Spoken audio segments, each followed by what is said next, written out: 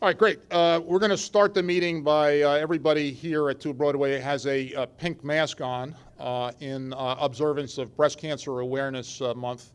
All of us in senior leadership and lots of people at the MTA have been on subways, Long Island Railroad, Metro North, handing out masks, most recently pink ones. Thanks to contributions from the state of New York and the city of New York, we've distributed 5 million masks to our customers, and we're continuing to do that. The Mask Force, which is what these roving groups are called, was a inspiration of Sarah Myers. So good morning. With that, I'd like to call to order the October MTA board meeting held jointly with the Metro North Railroad and Long Island Railroad Committee, New York City Transit Committee, Bridges and Tunnels Committee, Finance Committee, Audit Committee, Safety Committee, and Capital Program Oversight Committee. We are conducting this meeting remotely today via Zoom and conference call. Governor Cuomo's Executive Order 202.1, which has subsequently been extended, suspends the open meetings law requirements, and accordingly, any provisions in the MTA bylaws regarding public attendance at meetings and board members participating and voting by phone are also suspended. Now I'd like to ask our General Counsel, Tom Quigley, to do the official roll call for the record. Tom. Thank you, Mr. Chairman. Board members, I'll now do the official roll call in alphabetical order. When I call your name, please verbally indicate your presence, and please make sure that your microphones are not on mute. Commissioner Foy is present. Chairman Foy is present. Commissioner Albert. Present. Commissioner Barbas. Present. Commissioner Borelli. Present. Commissioner Brown. Present. Commissioner Calisi. Present. Commissioner Cortez Vasquez. Commissioner Cortez Vasquez. Commissioner Fleischer. Present. Commissioner Glucksman. Present. Commissioner Herman. Present. Commissioner Jones. Present. Commissioner Lacewell. Present. Commissioner Law. Here. Commissioner Lynn. Present. Commissioner Mack. Present. Commissioner Mahaltas. Present. Commissioner Mojica. Commissioner Mojica. Commissioner Samuelson. I'm here. Commissioner Schwartz. Here. Commissioner Tessitore. Present. Commissioner Zuckerman. Here. Mr. Chairman, we have a quorum. Thank you. Thank you, Tom. Later in the meeting, agency presidents and staff will submit procurements and actions for a vote. Your presence at this meeting this morning and silence at the time of a vote will be considered an affirmative vote for the record. If you would like to vote no or abstain, please state your name and your vote. We will now move into our virtual comment period.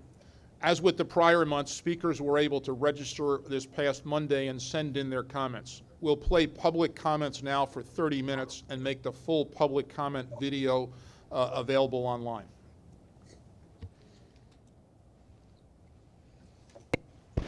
Good morning.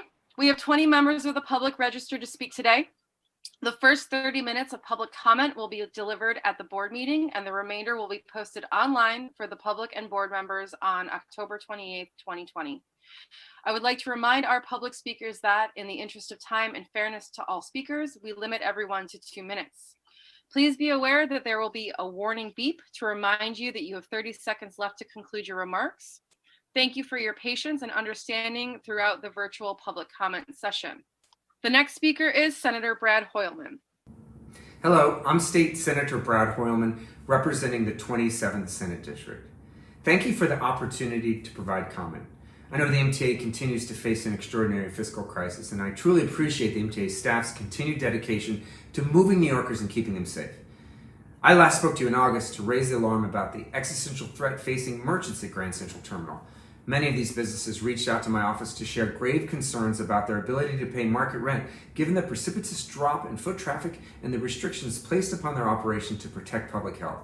I asked you then to extend a lifeline to these small businesses and to set a good example for landlords across New York State. And that is exactly what you're doing today with your proposal to abate months of past rent and to charge rent based on revenue moving forward. This is a transformative action that will keep businesses open, save jobs, and finally allow Grand Central Terminal's merchants to exit crisis mode and plan for a future after the pandemic. To take a couple of examples, for Lilac Chocolates, it's a vote of confidence that government has the back of small business. For Aneo Jewelry, it's an assurance that their operations at Grand Central are sustainable. And for every small business in Grand Central, it's a chance for hope. I'm deeply grateful to Councilmember Keith Powers for his partnership as an advocate over the last several months, and to the MTA, to Chairman Foy, to Jan Oliver, and of course to Governor Cuomo for listening to our concerns and responding with concrete action. I urge you to vote in favor of relief today. I've also heard from businesses who say this is still not enough, so I urge you to follow up on this vote to deliver additional aid and abatement where it is sorely needed. The moment we're faced with leaves us with few good options, but it remains critical for all of us to pull together as New Yorkers and to recognize that our struggles are shared. Thank you again for the opportunity to provide comment and for your consideration today. The next speaker is Assemblymember Deborah Glick. Thank you very much to all members of the board. I appreciate the opportunity to address you today. You will have before you a proposal for rent relief for the retail tenants at all of your facilities. I am particularly interested in the Grand Central Terminal retailers with whom I have met and spoken. Some of them have other locations in my district. I think the proposal is a fair one. I think it's fair to the retailers, and I also think it's fair to the MTA. In the recovery, it will be very difficult to fill empty spaces. So where you have successful vendors, where you have successful retailers, I think it is in the interest of the MTA and the public that you do everything you can to assist in keeping them in their spaces. So I urge a unanimous vote on the proposal, and I thank many of the MTA employees with whom I have spoken and who have worked so hard to make this proposal a good one. So thank you very much, and I appreciate the time to address you. The next speaker is Councilmember Keith Powers. Hi there, I'm City Council Member Keith Powers. I am the City Council member representing Grand Central, right down the block from my office. I want to first thank my colleague, State Senator Brad Hoylman, for his efforts here to make sure that the businesses that are in our district have a voice at the table when it comes to negotiating rent relief. I want to voice my support for this program, which I think has been put together in a fashion that really included the businesses, but also made sure that there was a dialogue between stakeholders to make sure this program works. And I want to thank the MTA as well, because I've been encouraged by their willingness to come to the table to negotiate and to put together a program that addressed some of the needs of the small businesses here. And to recognize that even in a difficult moment for the MTA, which is going to require real federal relief and real solutions to help address the budget gap, that these small business owners have put so much of their life savings into their business, and they're going to need the rent relief right now to make sure that they have a future in Grand Central for when life does come back to normal. So I do encourage you to pass this program. I want to say thank you to State Senator Hoylman and the folks at the MTA for helping to put this program together. And of course, to continue to advocate for these small businesses that so desperately need it right now at a very difficult moment in our city. So thank you, and I will continue to look forward to working together to help rescue the MTA, address issues in Midtown, and save our small businesses. Thanks so much. The next speaker is Councilmember Ydanis Rodriguez. First of all, thank you to all leaders of the MTA. I want to take this opportunity to highlight the importance that the federal government sent the financial support that we need in order for the MTA to deal with the crisis. Everyone knows, as the MTA has said, that if we don't get the financial support, we can be dealing with services cut, massive layout, fare increases. And that's going to be very difficult for New Yorkers that they are already struggling. So I think that at the same time that, as I have always said, that the MTA can always work to control costs, to bring transparency, I believe that the MTA should explore working with the private sector to use the rail yard that can be developed for economic development and affordable housing and raise revenue. I believe that it is a responsibility of the federal government to send the financial support that we need.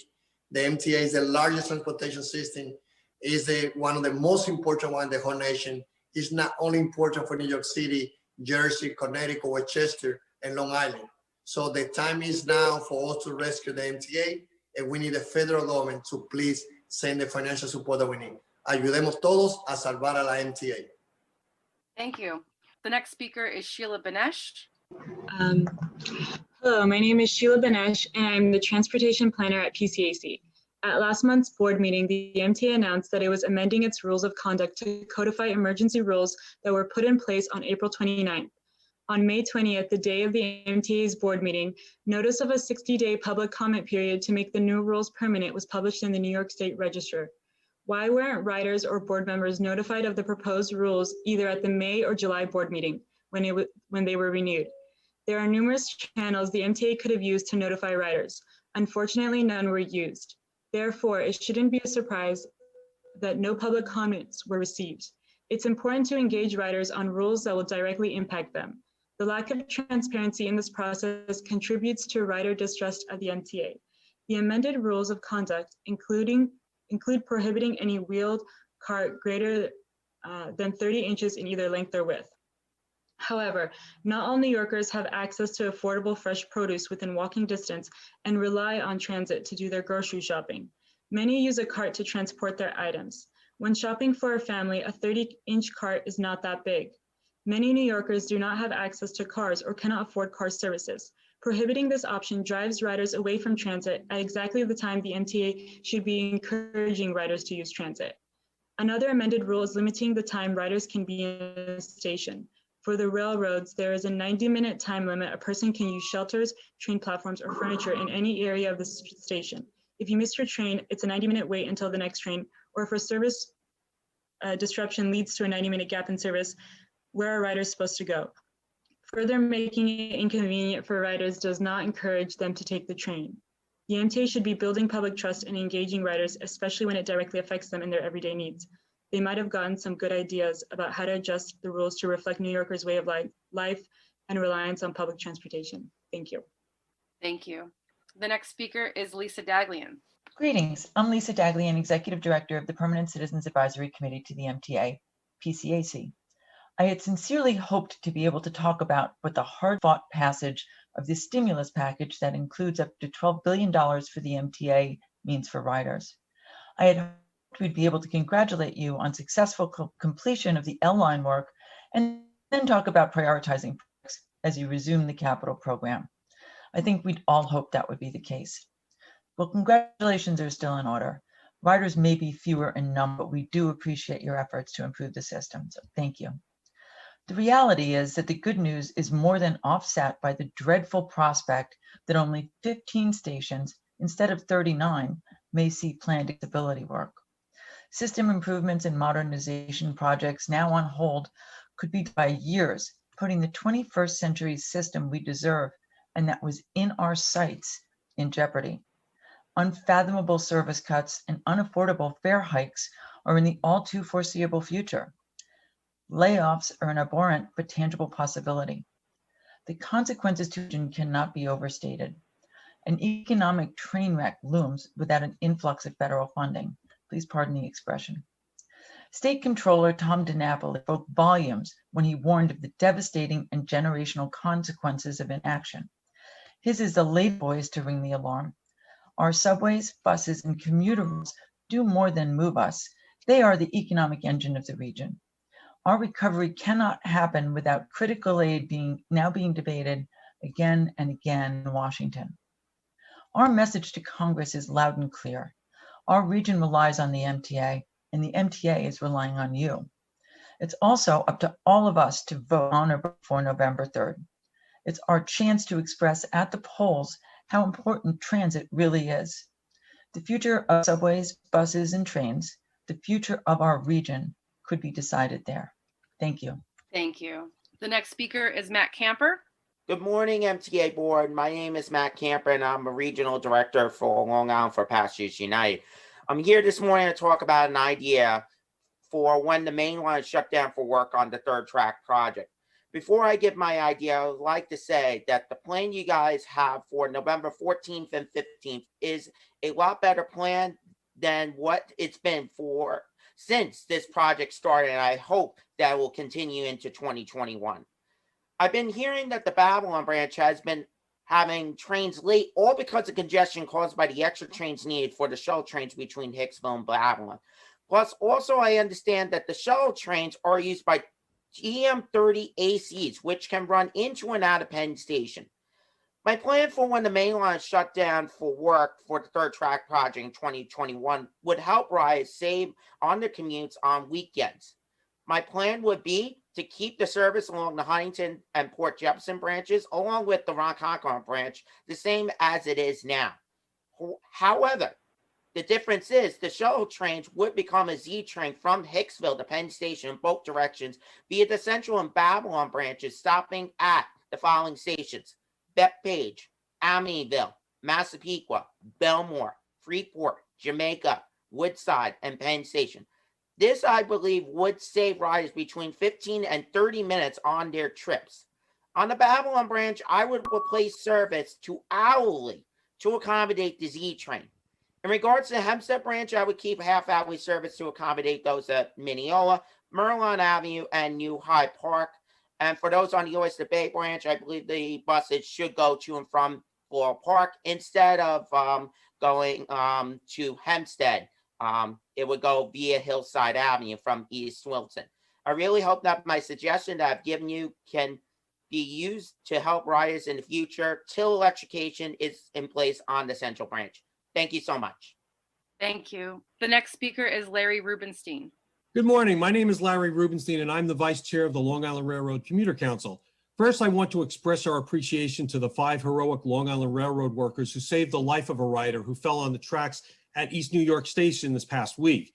They exemplify the high caliber of Long Island Railroad workers who have continued to serve riders and ensure the safety throughout these extraordinary times. We also saw the Long Island Railroad's commitment to safety over the weekend with the elimination of the grade crossing in New Hyde Park.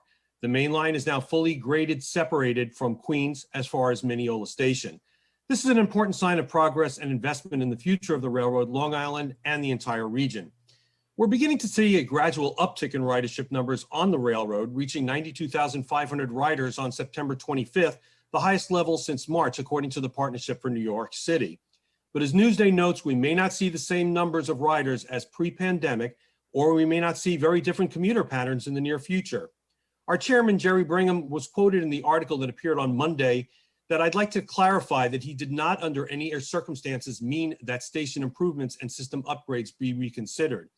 We know that these investments are critical to the future of the railroad and to getting riders back on board. He did, however, underscore the importance of funding to get us to our new normal and to be able to address what comes next. The terrible truth is that without an infusion of federal funding, Long Island Railroad riders are facing service cuts of up to 50% and even the closure of some complete lines. Unaffordable fare increases could put commuting by train out of reach for many of us. To our elected officials, riders are counting on you to come through with the funding the MTA and the Long Island Railroad needs. We need our elected officials to do the right thing for the future of the Long Island Railroad, Long Island, and the entire region. Thank you. Thank you. The next speaker is Rachel Foss. Good morning. My name is Rachel Foss, and I'm the Senior Research Analyst for reInvent Albany. We advocate for more transparent and accountable state government, including for authorities like the MTA. In September, an MTA board member suggested borrowing the maximum amount from the Federal Reserve's Municipal Liquidity Facility, or MLF, program, or $2.9 billion in 3-year loans on top of the $450 million borrowed in August. Should the MTA seek to borrow from the MLF, we recommend that it work with the Fed and Senator Schumer to improve the program. The MLF program, importantly, is not a substitute for direct emergency aid, but it could support the MTA with a low-interest bridge loan as it weathers the COVID-19 crisis and waits for federal funding. Importantly, this short-term loan from the Fed also cannot be an excuse for the governor to raid MTA dedicated funds. The governor must do his part and deliver to the MTA 100% of the dedicated funding that comes in. This means not withholding any funds and not subjecting MTA dedicated taxes to the 20% across the board cuts, an additional $600 million hit. To raid MTA dedicated funds to make up for New York State general fund shortfalls while the MTA is borrowing nearly $3 billion more from the Fed would undermine the case before Congress for federal emergency aid. According to the state comptroller's monthly cash report, New York State is sitting on a cash hoard of more than $22.5 billion as of the end of September 2020, 54% more than it had in September 2019. The MTA is in much worse shape than New York State, as MTA ridership is still down nearly 70%. Full state support is also important for the MTA's credit ratings. In its last downgrade, Kroll expressed concerns about the delay and possible reduction in MMTOA funds, saying, "The delay of funds is inconsistent with CBRA's expectation of uninterrupted state support of MTA operations." Should the MTA seek a bridge loan via the Fed's MLF program, it should work to get the conditions as favorable as possible. This means extending the program through 2022, lowering interest rates, expanding to 5-year bond terms, and considering increasing the total borrowing cap. Together with all these changes, this would not be a substitute for emergency aid, but it is also not an excuse for the state to raid MTA dedicated funds. We urge Congress to pass emergency aid and for the state to provide its full commitment to the MTA by delivering 100% of the dedicated taxes that come in. Thank you for your consideration. Thank you. The next speaker is Mary Parson Lavelle. Good morning. My name is Mary Parson Lavelle, Chair of Civics United for Railroad Environmental Solutions. Last week, CURES and elected officials from the city and state opposed a permit submitted to the DEC to open a new waste transfer station in Brentwood that uses freight rail. More waste by rail means more diesel pollution for more than 1 million residents in Nassau, Suffolk, and Queens who live within a kilometer of existing and planned waste by rail facilities. As you heard me speak repeatedly, the locomotives used by New York and Atlantic Railway are high polluting 1970 locomotives. There is still $14 million in state appropriations to repower and upgrade the antiquated MP-15 locomotives to Tier 4 switcher locomotives, enough money to upgrade 7 locomotives. Take the old MP-15s like other railroads have done and upgrade them for $1.8 million per locomotive and take 95% of that pollution out of New York's air forever. A cost-efficient switcher repower project is needed, not a gold-plated RFP for brand new line hauls. During COVID, more than 1 million residents of Queens, Nassau, and Suffolk counties are breathing needless diesel locomotive pollution because the MTA, Long Island Railroad, hasn't completed a Tier 4 switcher repower of MP-15 locomotives. This permit application to expand waste by rail from Suffolk County will put 1,000 more rail cars into circulation to ship 2,300 tons of waste by rail daily. More than 1 million people in Queens, Nassau, and Suffolk live within 1 kilometer of existing and planned waste by rail facilities where the old locomotives you have failed to replace operate. Waste by rail off of Long Island is expanding, and it is this board's responsibility to get this done. The money is there, spend it wisely. Stop needlessly harming the health of more than 1 million people by not completing this New York and Atlantic Railway switcher repowering project when you were given appropriations to do so. So please, let's get this done. Thank you. The next speaker is Anuta Zelikson. Yes, hello. My name is Anuta Zelikson, and I'm the owner and operator of small business in Grand Central Terminal called Inaya Jewelry. We have been in business for 18 years and 11 of them in Grand Central Terminal. We have never been late with our rent payments, but due to pandemic, it is, and all of its side effects, it's impossible for us to pay the market rate. We went from 80 people coming to the store per day before COVID-19 to 2 people on a good day. We got in touch with Senator Brett Holman and his office, and we're so grateful to him and his team for reaching out to MTA to try to come up with a solution to save small business. Out of 17 stores in our passage, only 9 are left, and only 3 of them are small business. I urge the board to pass this proposal. It is a matter of surviving or not for us and everybody else. I thank the MTA office for coming up with a solution to rectify the rent agreement to reflect current situation and give us a real chance to survive. Thank you. Thank you. The next speaker is Chris Timbrell. My name is Chris Timbrell, and together with my wife, Caroline Bell, we are the owners of Cafe Grumpy. First of all, I would like to thank State Senator Brad Hoylman and Council Member Keith Powers for their work in advocating for the tenants at Grand Central Terminal. We formed Cafe Grumpy in 2005 in Greenpoint, Brooklyn, and when we took over the Grand Central, when we opened our store at Grand Central Terminal in 2014, it was one of the proudest moments of our life. We closed our Grand Central store on March 15th, and since reopening on June 8th, our daily sales have been down over 80% on average. The MTA has always been a pioneer and an example that other landlords in New York City followed. The effort in the 1990s to reimagine the terminal as a vibrant shopping and dining destination was 20 years ahead of its time. More recently, encouraging locally owned businesses into the terminal was equally trend-setting. Once again, the MTA has an opportunity to be a pioneer by both setting an example as to a fair and equitable solution to the handling of commercial rents during the pandemic, but also more importantly, by focusing on the long-term vibrancy of the terminal rather than short-term dollars.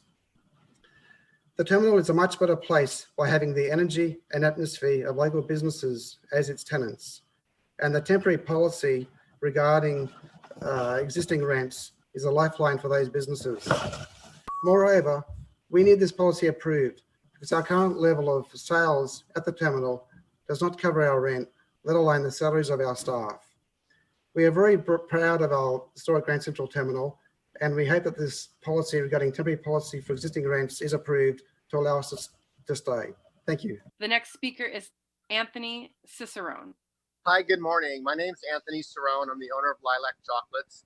Lilac has been in Grand Central Market since 1999, and we've been in New York City since 1923. This has been the most devastating year for our company and many other small businesses alike. Our sales dropped 93% at the start of the pandemic, and last month in September, our sales were still down over 63%. Like many small businesses, we are family-owned businesses in New York City. We don't have corporate backing. We don't have investors with deep pockets to keep us going. So that's why we very much appreciate that the MTA is considering the rent proposal that's before you. The rent proposal will help many businesses like us get through this period of time by aligning our expenses with our revenues. And it will also help save all the jobs that are associated with all the small businesses that help bring services to the terminal and other places in the city. Thank you for considering it. Thank you very much. Thank you. Here is Jason Anthony. Good morning, MTA Board. Jason Anthony, Vice President, Passengers United.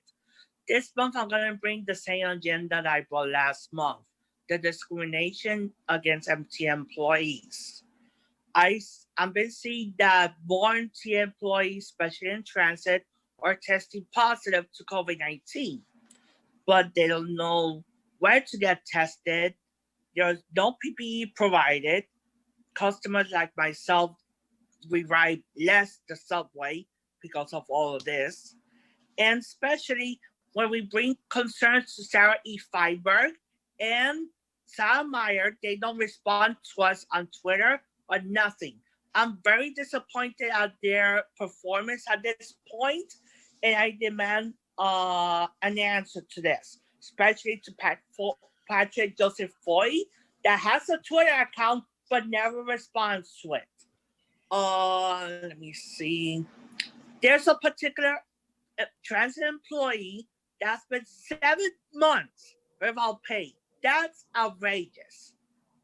And also, responding to the critics of Mr. Tim Minton, I am a disgruntled customer because I'm very disappointed how New York City Transit is handling COVID-19, cutting overnight services in the Bronx and Queens, and leaving people stranded everywhere.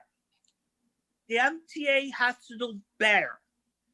And not only that, on weekends, the mainline customers on the Long Island Railroad, they get screwed over. Let's give them a better treatment, shall we? And that's all I have to say for this month. Thank you. The next speaker is Alita Dupree. Thank you, Board Chair Pat Foy and members. Alita Dupree for the record. My pronouns are she and her. It's good to be back with you. How about some Subway for you?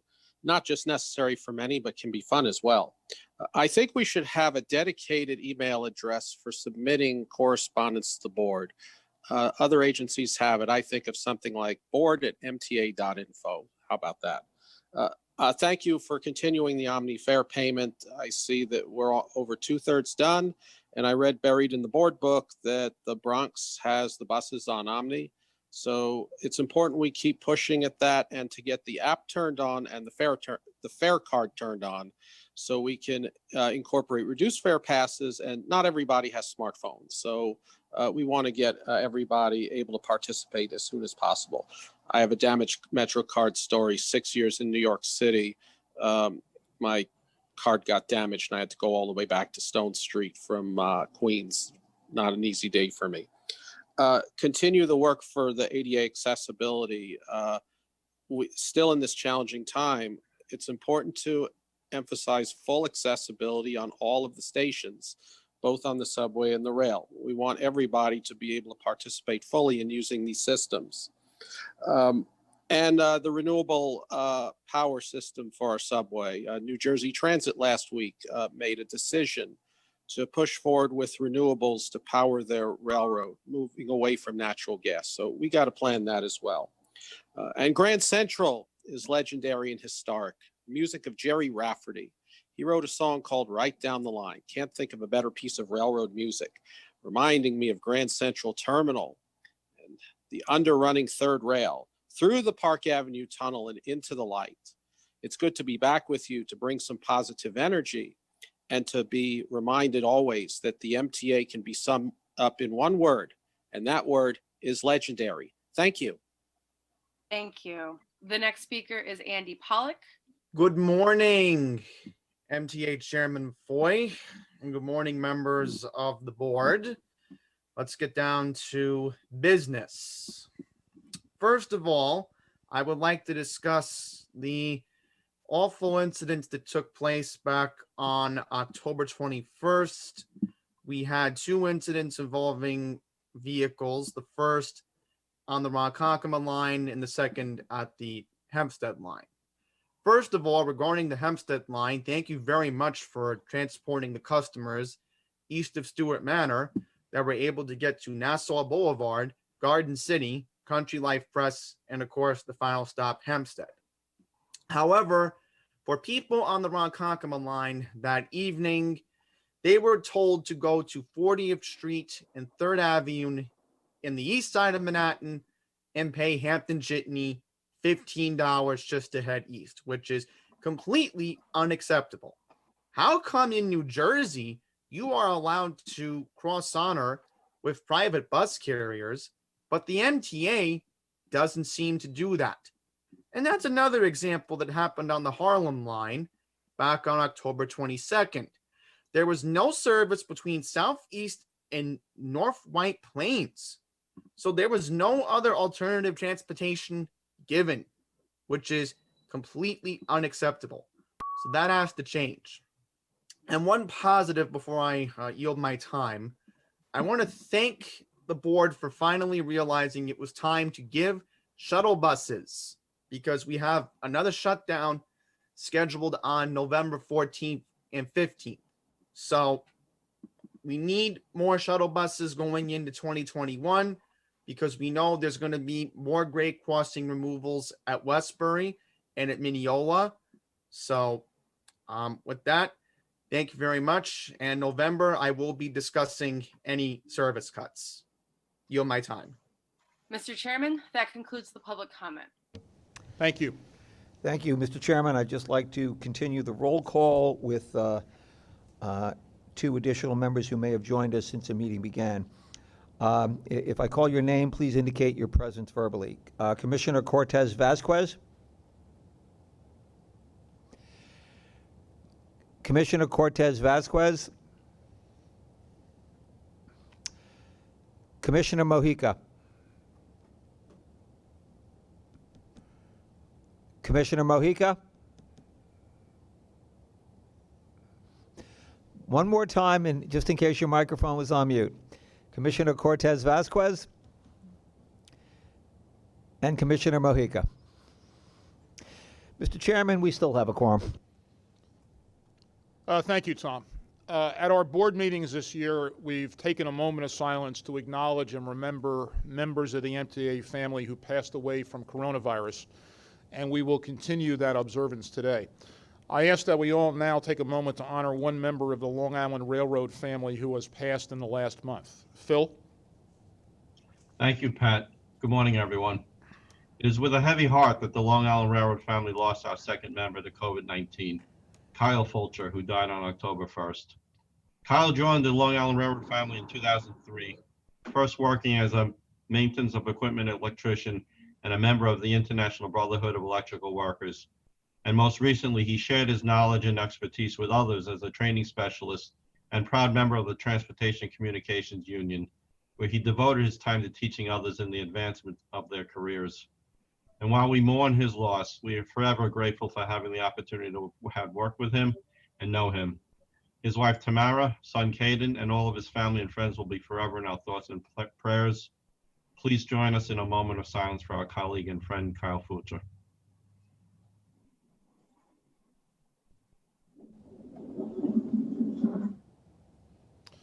Thank you, Phil. We continue to remember and mourn those we've lost this year to the virus and continue to honor their dedication and service during this crisis. A few words about preparing for a second wave. As the ongoing COVID-19 public health crisis continues, we remain intensely focused on continuing to mitigate risk for our employees and our customers with our nation-leading response. With the weather turning colder and health experts warning of a possible second wave in New York as the virus continues to spread throughout the nation, we continue to monitor the situation in the region and in the agency and prepare this so that we continue to respond flexibly and effectively to any new conditions as they arise. The New York City region was hard hit by the virus the first time around, and the lessons learned since March are guiding our plans and preparation now. While the rate of positive cases in the region is still relatively low, we remain concerned about the possibility of asymptomatic spread. The Centers for Disease Control and Prevention estimates that up to 40% of infections are asymptomatic. That's why we're now taking the added precaution of offering voluntary COVID screenings to our frontline employees at field locations and health facilities, a first-of-its-kind initiative for the transit agency. These locations will be determined by the MTA Occupational Health Services based on cluster data from the New York State Department of Health and operational priorities. Second, testing will be offered to employees scheduled to visit a medical assessment center, there are 3 at New York City Transit, or occupational health services facility for Metro-North and Long Island Railroad, serving those and bridge and tunnel employees. Finally, this program complements our existing partnership with Northwell Health, Go Health, to provide free rapid testing at urgent care centers across the metropolitan region. And employees should head to one of these locations if they feel sick. And I remind everyone that if you do not feel well, stay home. It's critical that we all do our part to keep ourselves and our colleagues healthy. I want to thank Pat Warren and his team and the agency presidents and their teams for getting this program up and running. We're fast approaching the 15 million mask mark for distributing free masks in our system. 10 million masks have gone to our amazing and dedicated workforce, with the rest made available to customers at stations and on buses, and Long Island Railroad and Metro-North as well, thanks to contributions by the state of New York and the city of New York. I want to thank our Chief Procurement Officer, Kavesh Iyer, for leading these efforts, to Sarah Meyer for her creation, the Mask Force, and to all of you for wearing a mask and keeping yourselves and those around you healthy. We know that wearing a mask is the single most important thing each of us can do to protect ourselves, each others, and our employees while riding mass transit. And before I move on, there are 5 heroic Long Island Railroad employees who deserve recognition as well. Last week, we had a potentially tragic situation unfold during the morning rush hour at the East New York station. Our 5 brave colleagues leapt into action to save a man who fell onto the tracks and became stuck while trying to free himself. With their quick thinking and years of experience, these Long Island Railroad workers saved a life. There's no higher public service. So I would like to commend Gregory Hartley, Kevin Radigan, Larry Woods, Stacy Augustine, and Shelwyn Hendy for their courage and bravery. Well done. Finances and federal funding. While we remain focused on safety as our top priority in responding to the ongoing pandemic, we continue toward a steep fiscal cliff that awaits us without additional federal funding. Ridership continues to be down significantly, affecting revenues. CFO Bob Foreign and his team are hard at work on the November financial plan, but without federal aid, the prognosis has changed. We face a 5-alarm fire and a fiscal tsunami. We shared last month that economists were studying just how much of an impact the MTA has on regional GDP and job creation, and just how much economic value and how many jobs would be destroyed if we had to undertake the hard options that were discussed at the August meeting and subsequently. This month we have an update. The full report, prepared by the NYU Rudin Center for Transportation and Appleseed, a preeminent economic consulting firm, will be available shortly, but I want to share a few highlights now. The Rudin and Appleseed report estimates that a reduction in MTA service of up to 40% on subways and up to 50% on the railroads, as laid out in August, and the associated reduction in positions, along with the delay or elimination of capital spending next year, would have an enormous negative impact on the region, resulting in as many as 450,000 lost jobs by 2022, a reduction of $50 billion in annual earnings, and an annual reduction of approximately $65 billion in regional GDP. Those losses would recur each year for as long as these drastic service cuts and layoffs continue. In short, for an investment of $12 billion from the federal government in the MTA, we could avoid the loss of over $65 billion in GDP and the loss of up to 450,000 jobs, including over 8,000 MTA workers per year. That federal investment would generate more than a 5-to-1 return and accelerate the regional and national recovery from this ongoing crisis. This should be a no-brainer on Capitol Hill. But instead of desperately needed aid, at this moment we're facing indifference from the Republican Senate leadership in Washington. The Senate has not acted on HEROES 2, despite the best efforts of Speaker Pelosi, Minority Leader Schumer, and the New York congressional delegation. And FEMA has cut our COVID reimbursement, as if disinfecting transit and other public facilities isn't critical to protecting public health. It's outrageous and reeks of callous disregard. If the MTA and our agencies do not receive substantial additional federal aid, the results will be catastrophic. As we've said repeatedly, we must balance the budget, and there are no easy ways to bridge a massive gap of this size. We've described the hard options we're facing, the possibility of draconian service cuts, widespread layoffs, and the delaying or slashing our historic $51.5 billion capital plan. But there could also be a sharp increase in fares and tolls above schedule, as we discussed in August. We are now beginning the standard process of the MTA's fare and toll policy review, which has occurred biennially since 2010. A critical part of this process this year and every year are robust analysis of equity impacts of any proposed policy. The board will be discussing these issues at the November and December board meetings later this year. But the bottom line is that nobody at the MTA wants to take any of these drastic actions.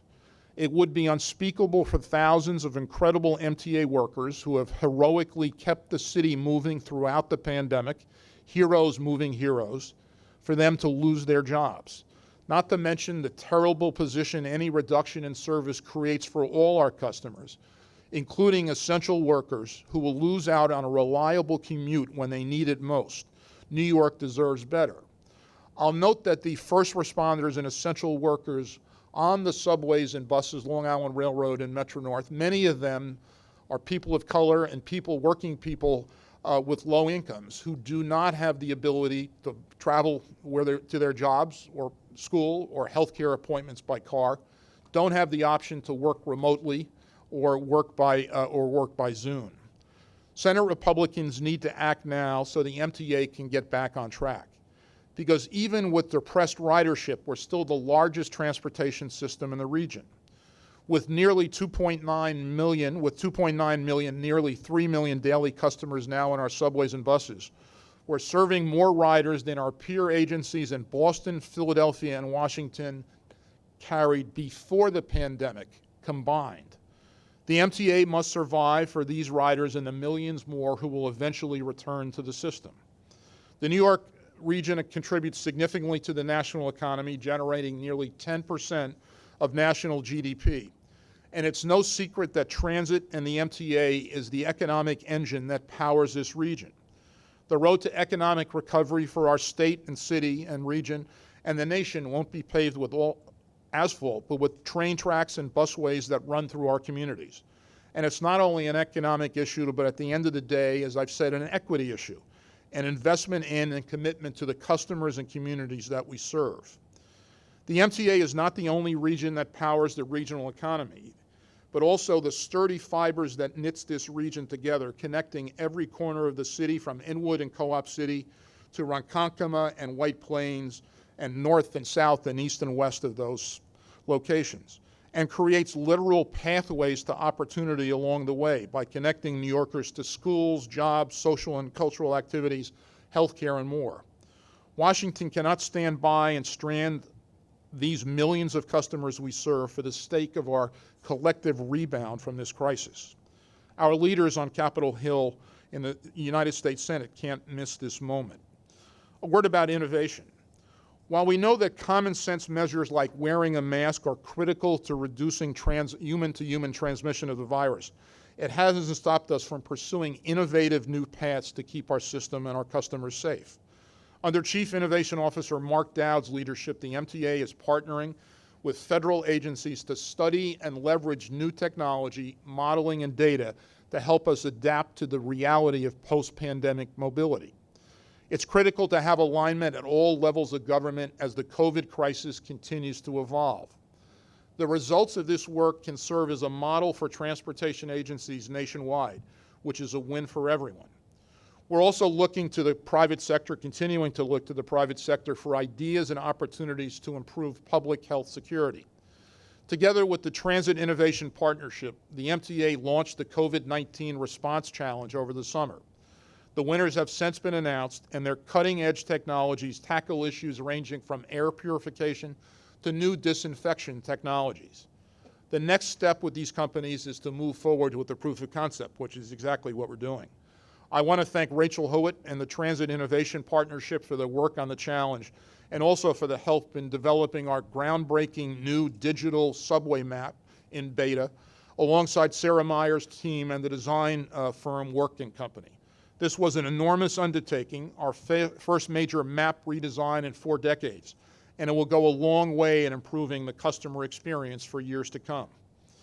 Thanks for your attention, and I'll now turn over to Pat Warren for a further update on COVID-19 and Safety Committee matters. Pat. Thank you, Chairman. Safety Committee materials can be found in your board book. Quarterly safety statistics can be found on pages 4 through 15 of the Safety Committee book. As might be expected, the greatest reason for employees being absent from work is COVID-19. Also in the Safety Committee book is information regarding the MTA's homeless outreach program. Of note, the New York City 2020 HOPE count estimated a 23% decline in homelessness within the subway system. Further, as part of the significant ongoing efforts by MTA and the New York City Department of Homeless Services, a record number of individuals experiencing homelessness have accepted much-needed services and have remained in shelters over the last 6 months. In the Safety Committee materials, you will also find a description of our recent work to institute a family assistance program. This program will provide administrative assistance to the families of employees and customers that may be affected by major accidents if they occur. Regarding COVID-19, the health and safety of our employees and customers continues to be our top priority. Due to the series of safety measures that we've been implementing throughout the pandemic, the MTA is completing 5 months with low numbers of new positive COVID cases. Today, we have less than 0.12% of our workforce with COVID-19. This is well below the New York City 3-day average of 1.48% by a factor of 10. Tragically, as was mentioned earlier, we lost one of our Long Island Railroad colleagues to COVID-19 this month. This was our first fatality since June. As you are aware, the state and city, together with the people of New York, are fighting to keep infection rates low as the nation's experienced a wave 2 spike with contracting the virus. Similarly, MTA put major effort into developing and implementing a plan to combat contracting the virus. First, we continue with the many protocols previously established to protect our employees and customers, some of which include providing over 15 million masks to employees and customers, 12.6 million pairs of gloves, 84,000 gallons of hand sanitizer, 8.4 million sanitizing wipes, and 194,000 gallons of cleaning solution. Further, we continue our daily cleaning and disinfecting of stations, trains, buses, paratransit vehicles, and employee workspaces. Second, we initiated an aggressive flu immunization program at the beginning of this month. In the first 3 weeks of the program, several thousand employees have already received the shot, and our count already approaches last year's total. As part of the program, we offer flu shots free to our employees at select locations in the field, at our medical assistance centers, and through a voucher system established with Walgreens, which appears to be a popular choice. And third, as the chairman already described, we began a first of its kind for a transportation system, voluntary COVID-19 diagnostic testing program for our workforce. The primary purpose of the program is to help identify asymptomatic carriers of the virus, which, as mentioned, the CDC contends is 40% of those infected, and send those folks home before they can affect the rest of the workforce. Through a partnership with BioReference and Quest Labs, we are able to provide testing for employees at select field locations and at our medical assistance centers. These tests are free to our workforce. Through a partnership with partnership with BioReference and Quest Laboratories, we're able to provide testing for employees at select sites, as was mentioned. For these employees that are displaying COVID-19 symptoms, we ask that they stay home and either call our COVID call center and request screening, or from our alliance with Northwell Health and Go Health, or contact their personal health care provider.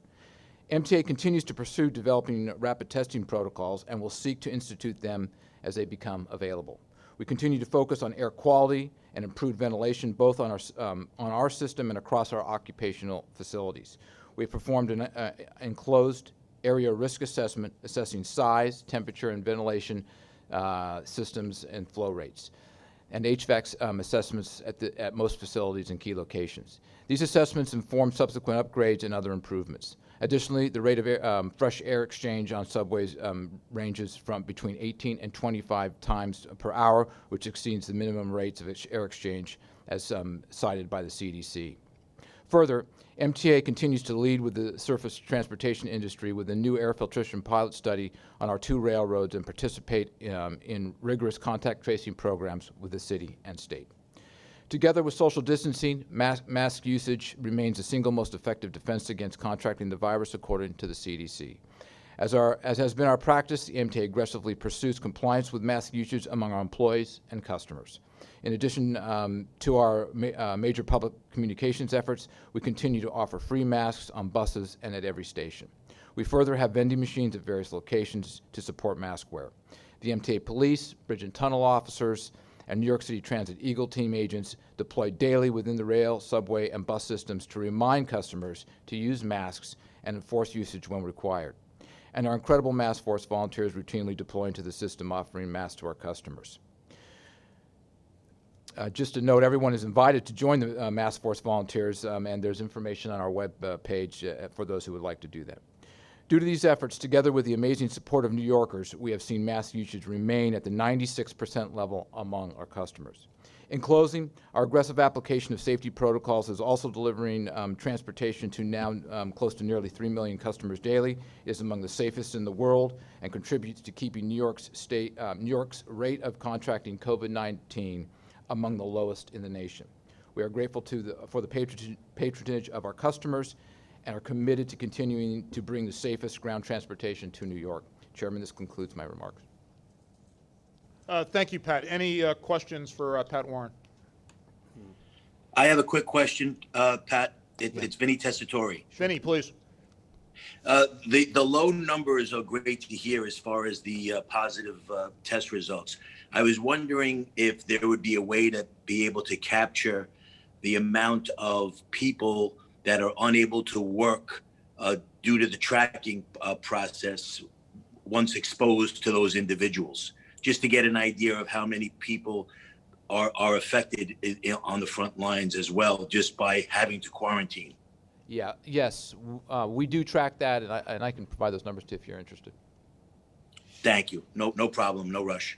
Commissioner Calisi, Commissioner Cortez Vasquez. Commissioner. So thank you for the update. A lot happening on mask, a lot of compliance, and a lot of things to get the word out. The state has a COVID-19 app, and it can tell people how long they've been around someone that has been infected. Are we doing anything to educate transit workers so they have it, so they can know who's infected? The more people that we have sign up for this app will certainly allow people around the city to understand things more. So I know that I spoke with President Feinberg the other day, and she said they're doing more to promote it. I just want to make sure this is out to transit workers so they remain safe during this process and know if they've been around someone infected, and everyone is general. So I encourage all board members and everyone that's listening to download the state COVID-19 app. It's a great resource. Commissioner, yes, and we've put that information out on all of our many systems to our workforce out there, and we continue to promote it, and we concur with your comments. The app, for the record, is COVID Alert New York, Apple, and Google. Commissioner Cortez Vasquez.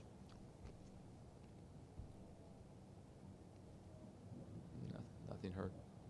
All right, Commissioner Glucksman, and we'll come back to Commissioner. Here, I'm sorry, I'm here. Forgive me. Forgive me, all right? Thank you. Sure. Thank you. Commissioner Glucksman, noted. It wouldn't be a bad idea to put out a press release about it so everybody would know, like you've done for other things, that other great things that you've done, in support of COVID testing. Sure. We have a pretty robust messaging campaign, communication campaign out there. As a matter of fact, there was just a press conference yesterday on the topic of the new diagnostic testing program. But so we're totally in concurrence with your idea there. Okay, I did see it, but I thought, putting something about this app, which I have myself, even though I don't see too many people, but I still have it. Good. Any other questions for Pat Yes. Warren? Pat, Bob Lynn. Bob. Yeah, first, I really want to applaud the voluntary screening program that was put into place. I think that we should recognize that there has been a substantial increase in cases in the last couple of weeks at the MTA, and therefore coming up with this what looks to be a very fine labor management proactive approach to the caseload increases, I think is terrific, and I congratulate it. And I really look forward to hearing results over the next several weeks and months to make sure that the program you're putting in effect has a positive impact on reducing cases. Thanks. Good. Anybody else for Pat Warren? Tom. Mr. Chairman, in addition to Commissioner Cortez Vasquez indicating her presence, I also received word that Commissioner Mojica is present for the meeting, although he was having some technical difficulties. Yes, I'm on now. I was having trouble muting. Thank you. Unmuting, rather. I'm going to turn to Bob Foran, our Chief Financial Officer, for an update. Thank you, Mr. Chairman. Good morning. The October Budget Watch is on your director's desk and has been posted online. The immediate action items identified at the August meeting have been implemented and will reduce the July plan projected 2020 deficit by more than $1.1 billion. Additional expense reduction opportunities are being pursued, specifically in operating procurements led by Kavesh Iyer, Chief Procurement Officer.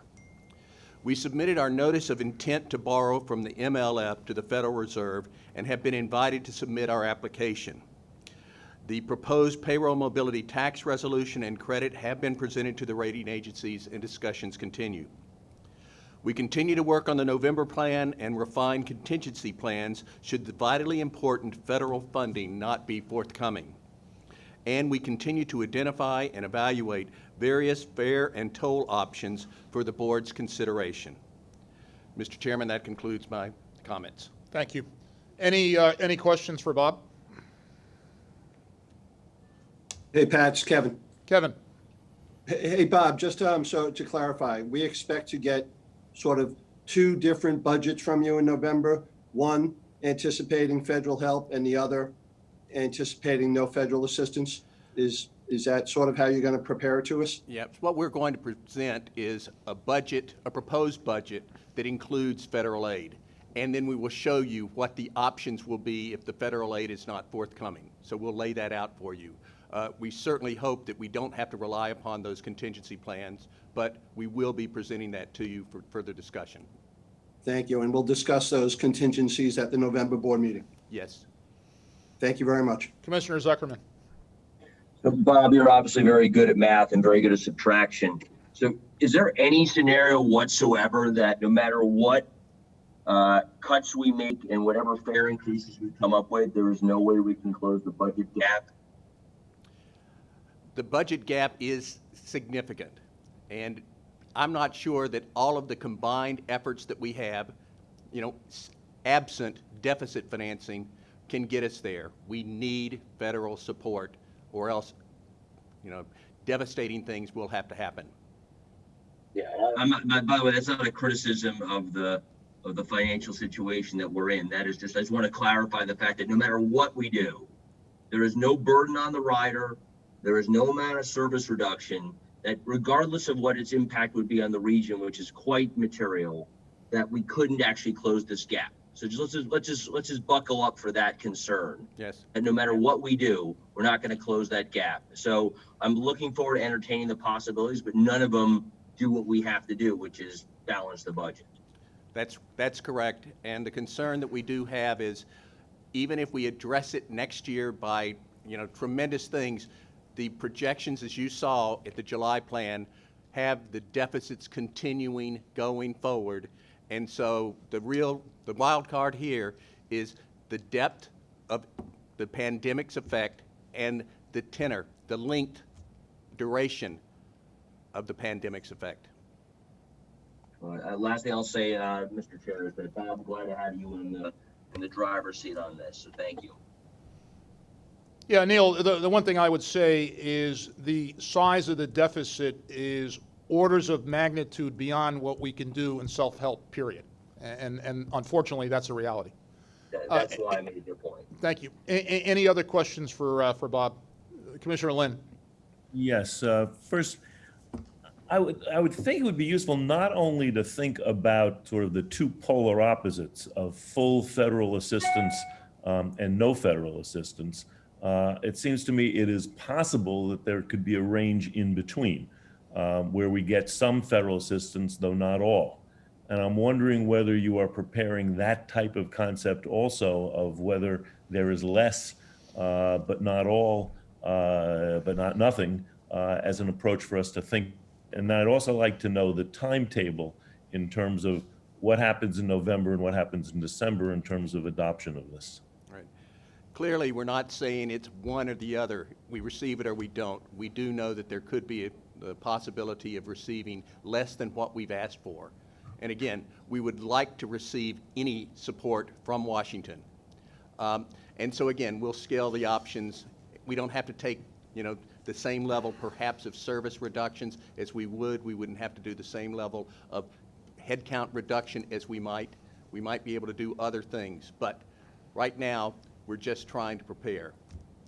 And you will see in November, again, a proposed budget that assumes that we're going to receive the federal aid that's necessary, and you will see some options if we don't receive it. We'll have a better idea, after next week of what the possibilities are, or the likelihood, probabilities, however you want to characterize it. We'll know even more in December. If we still don't have a clear-cut, direction when the board adopts the budget, we will be prepared to revise the budget again in January.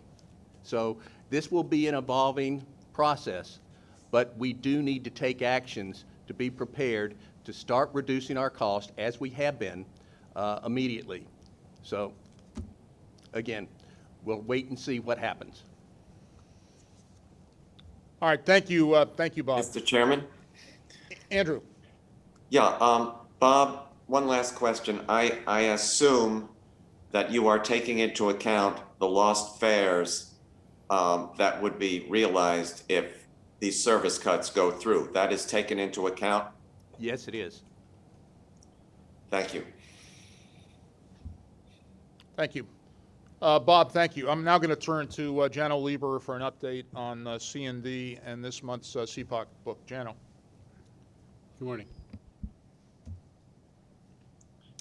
Just waiting for a couple slides to go up on the screen.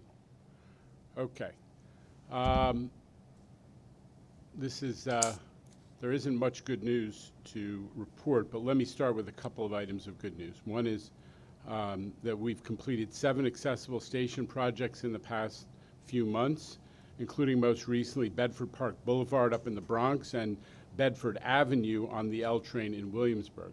I was joined by an array of elected officials in announcing and opening these facilities, including Congressman Espaillat, who is the lone New York City representative on the Transportation and Infrastructure Committee in Washington. Our $2.4 billion acceleration program, which we announced with the governor back in June, has hit its stride, and 90% of all the projects that we identified for award through that program are now committed, and 2/3 of the construction work that was underway has already been completed. Among the acceleration efforts are the complete track replacement and the Archer Avenue line on the E train around Jamaica. And instead of doing that work later in the capital program where it would have had much more impact, we took advantage of low ridership. We took the line out of service with a lot of alternative services provided, and we got it done together with the community and a very, very tight coordination with the elected leadership in the community board. So another successful effort on that front. The focus of this month's CPOC report, which is in your books, is infrastructure. I'll touch on a couple of highlights, and of course the IEC, the independent consultant, is available for your questions. C&D's infrastructure group is doing a terrific job managing existing projects that came over when we accomplished the consolidation into C&D. And we're adopting the new C&D management and delivery system on all of them. The infrastructure group, which includes 275 projects with a total value in excess of $10 billion, is headed by Kerry Donovan, who we brought over after a long career at New Jersey Transit, where he was chief of construction. 2 large projects are approaching completion right now, and I just want to acknowledge them. The Mid-Suffolk Yard in Ronkonkoma on the Long Island Railroad, which was built in conjunction with the East Side Access Project, is achieving substantial completion this week. And I want to acknowledge and congratulate Glenn Missler, Steve Schneider, project execs, and the rest of the team for that. That's been a long time coming. The Morris Park Diesel Locomotive Shop is going to be done next month. These are 2 major projects which are achieving their finish dates timely. 2 more of our major projects, that we are bringing, the new C&D management standards to, are the 207th Street Yard and the Coney Island Yard. 207th Street, we consolidated 6 different projects under a single project CEO.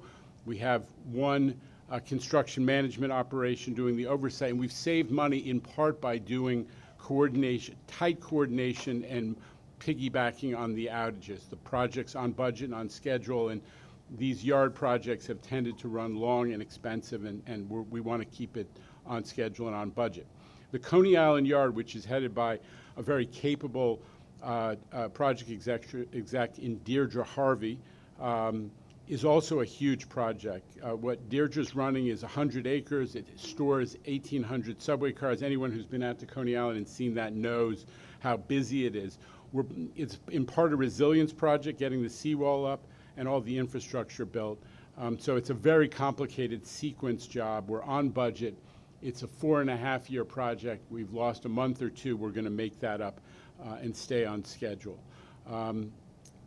We've managed to keep all these projects moving forward, and we're adapting, as I said, the new management approach. But the lack of support from Congress continues to have dramatic effects on our capital program. As I think I've mentioned in the past, we expected to commit $13+ billion of new work this year. We're going to end the year under $5 billion of new work. A lot of that was just because we pushed a few things out in the acceleration program, but it just gives you a sense of the scale of the deceleration of our historic capital program, which can only be turned around when Bob and the rest of the financial team see the help from Washington that we've all been talking about, and it translates through to confidence to move forward with the capital program, to go into the capital markets to fund it. So that is my report, and I'm happy to take questions if there are any. Any questions for Jano? I do. Randy. Thank you. Jano, really quick, what happened out there at Archer Avenue? I was involved with that project when I was at the Transit Authority, and it only opened in '88, so that's like 32 years. What could have happened that caused this to have a major reconstruction going on there? Randy, the track was in bad shape. It was a direct fixation track system, probably the early days of when that was being utilized, and it eroded very quickly, and we needed to fix it. It was getting to the point where there were enough problems with the track that it was a potential safety issue, and it certainly was slowing speeds down and throughput. So we needed to fix it. It was on the schedule. I worked closely with Sarah and the transit team about operations so that we could make sure we were meeting the needs. But because of low ridership, as I said, the impact was, in the end, manageable. No problem. What about, we also did 63rd Street. Is there going to be a problem there as well, or is that different for some reason? I don't have current information on that. Let me take a look. All right, thank you. Jano, could I ask one question? Are the J and Z levels at Archer Avenue in similar bad shape? No. Not as far as I know. Thank you. Not as far as I know. And we had that discussion at least once. Commissioner Cleese. Okay. I just want to say more of a comment. Thank you, Jano, for leading with accessibility and continuing to push projects in these difficult times. And we hope we get federal funding to increase it. And if there's anything I can do, please let me know how I can help. We're grateful for you continuing to help us highlight the successes and push the accessibility program forward, Commissioner. Thank you. Thanks. Anybody else? All right. Before I ask for a motion on approval of the minutes, let me turn to Pat Warren just for a brief update. Yeah. Since I spoke a few minutes ago, there's been a few comments back and forth over the internet and whatnot about increases in the number of cases for COVID cases in MTA employees. And it is true that there's been a slight uptick in the number of cases for COVID employees. We were as low as 1.8 cases per day in September. We're up to about 4.5 cases per day right now, which is continue to be very low. As I mentioned earlier, our total number of folks infected is about 0.11 or 12% of our population. Again, the city's factor is a 3-day factor is 1.48%. So we're 10 times lower, a factor of 10 times lower than the city's average. But all of this, and we are carefully watching any upticks that we have to make sure, and that's why we're putting these programs like diagnostic testing voluntary screening and flu shots, et cetera, in place to make sure that we nip this in the bud before it goes any farther. Thank you, Pat. The minutes of the September joint meeting and minutes from each committee have been distributed to all members and are available to the public on the website. Are there any corrections or omissions? If not, I move to approve the minutes. Do I have a second? Second. All in favor? Aye. Aye. Any noes or abstentions? Thanks. The minutes are approved. Phil Lang, please give us a report on the Long Island Railroad. Thank you, Pat. We're continuing to do all we can to keep each other and our customers safe, including our enhanced cleaning and disinfecting efforts across the railroad and encouraging the use and supporting enforcement of face coverings through aggressive messaging and distribution of masks and hand sanitizers at stations, ticket windows, and on trains. Our most recent survey conducted of more than 5,000 travelers showed a mask compliance rate at 97%, and I thank those who continue to respect one another by wearing face coverings, helping to keep everyone safe. I know that Kathy will also speak about this later, but in addition to our enhanced cleaning efforts, we continue to investigate and test new innovative technology. The MTA recently announced that Metro-North and Long Island Railroad are piloting and testing a new multi-stage air purification system for our train cars. And I point out that our current systems continuously filter and circulate air, ensuring that every 5 minutes or 12 times an hour, outside fresh air has fully replaced the air from within the car. And the new air purification system currently being tested by us and Metro-North has been certified by an EPA-approved facility to effectively kill 99.998% of all airborne viruses, including COVID-19. This technology will go a long way to further enhancing safety for our customers and our employees, helping to ease fears and instill confidence when using the railroad. And we're optimistic that the pilot will be successful and can be installed on all of our fleet. The MTA continues to lead the way as Metro-North and Long Island Railroad are the first in North America to test this. And from one innovation to another, as we're approaching peak leaf fall season, we're laser focused, pun intended, on combating slippery pectin left on our rails from fallen leaves. Last year, we unveiled the laser train, a worldwide industry first that uses lasers to blast off the pectin, leaving a smooth, clean rail behind so our trains can operate more safely with improved on-time performance. Over the past year, we've been working on taking this technology even further. And as promised, I'm proud to announce that for this fall season, working with the manufacturer LPS, we've increased the speed of these laser trains to 25 miles per hour, up from 15 miles per hour. We've built on our successes from last year, and now with the increased speed and the second laser train, we can target any territory as we deem necessary and have already cleaned more miles this year than all of last year. And as our laser trains operate nightly, this means we are proactively taking on low adhesion to enhance safety, reliability, and achieve cost savings by reducing flat wheel occurrences. I know it's early in the season, but we've already seen this past month several days of misty mornings with near zero slip slide events, and conservatively estimate that we prevented 60 to 100 cars being taken out of service due to flat wheels. This is invaluable to us and to our customers. A job well done to Craig Daly, our Chief Mechanical Officer, and his team for leading the way and thinking outside the box. Our current ridership levels have steadily grown over the last several months. Weekdays now are at 28% of our normal levels, exceeding the projected levels of 22.5%. But the statistic that gives me even more optimism is our weekend ridership. Up to half of our pre-pandemic customers have returned on the weekends. That's telling us that while many can work from home or remote locations and businesses continue to reinvent their business models, there is a significant portion of our customers that are using the rails again to get to where they want to go on for weekends for leisure travel. And to me, that's a positive sign that people are using the railroad again because they know that it's the most convenient way to travel, and more importantly, that they can do so safely. And I'm proud to say for the customers who are taking our trains and to those returning, we're getting to where they need to go on time and safely. In September, our on-time performance hit 97.7%. One of the major contributing factors to all these statistics is our workforce. They're rising to the occasion and continuing to deliver state of good repair and infrastructure improvements during these unprecedented times. Our crews installed concrete ties and new rail from Divide 1 in Hicksville. In September, we installed more than 15,000 concrete ties, totaling nearly 6 miles of track. This was extremely productive and cost effective, as we were able to accomplish this while piggybacking on third track weekend outages, where we installed new high-speed switches for the new Nassau 3 interlocking as part of the Long Island Railroad expansion project.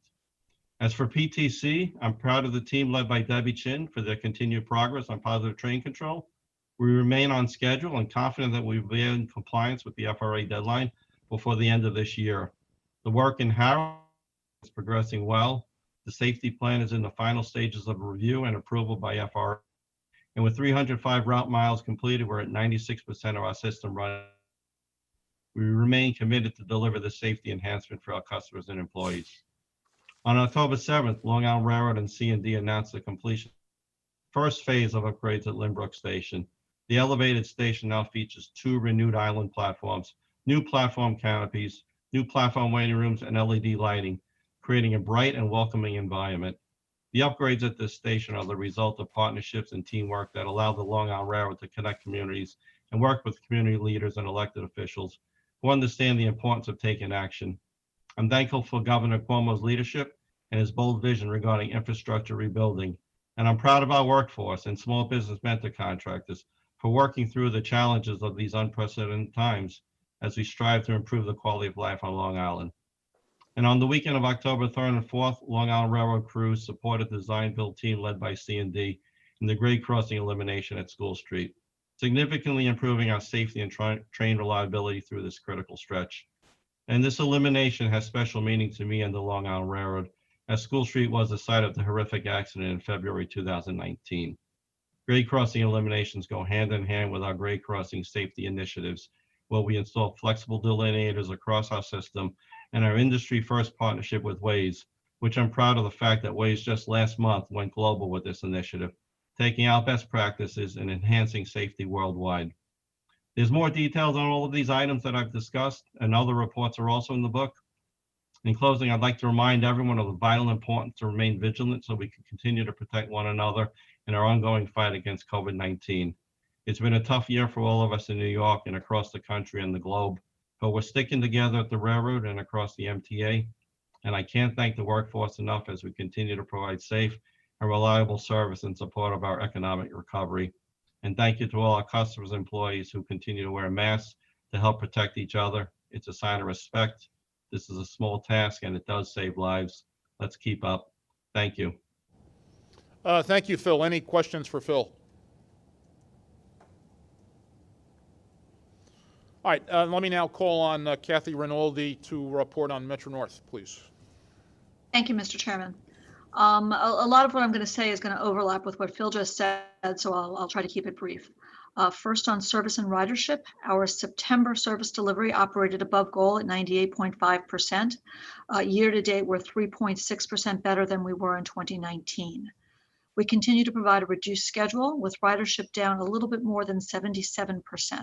So we're carrying nearly 23% of our pre-COVID ridership.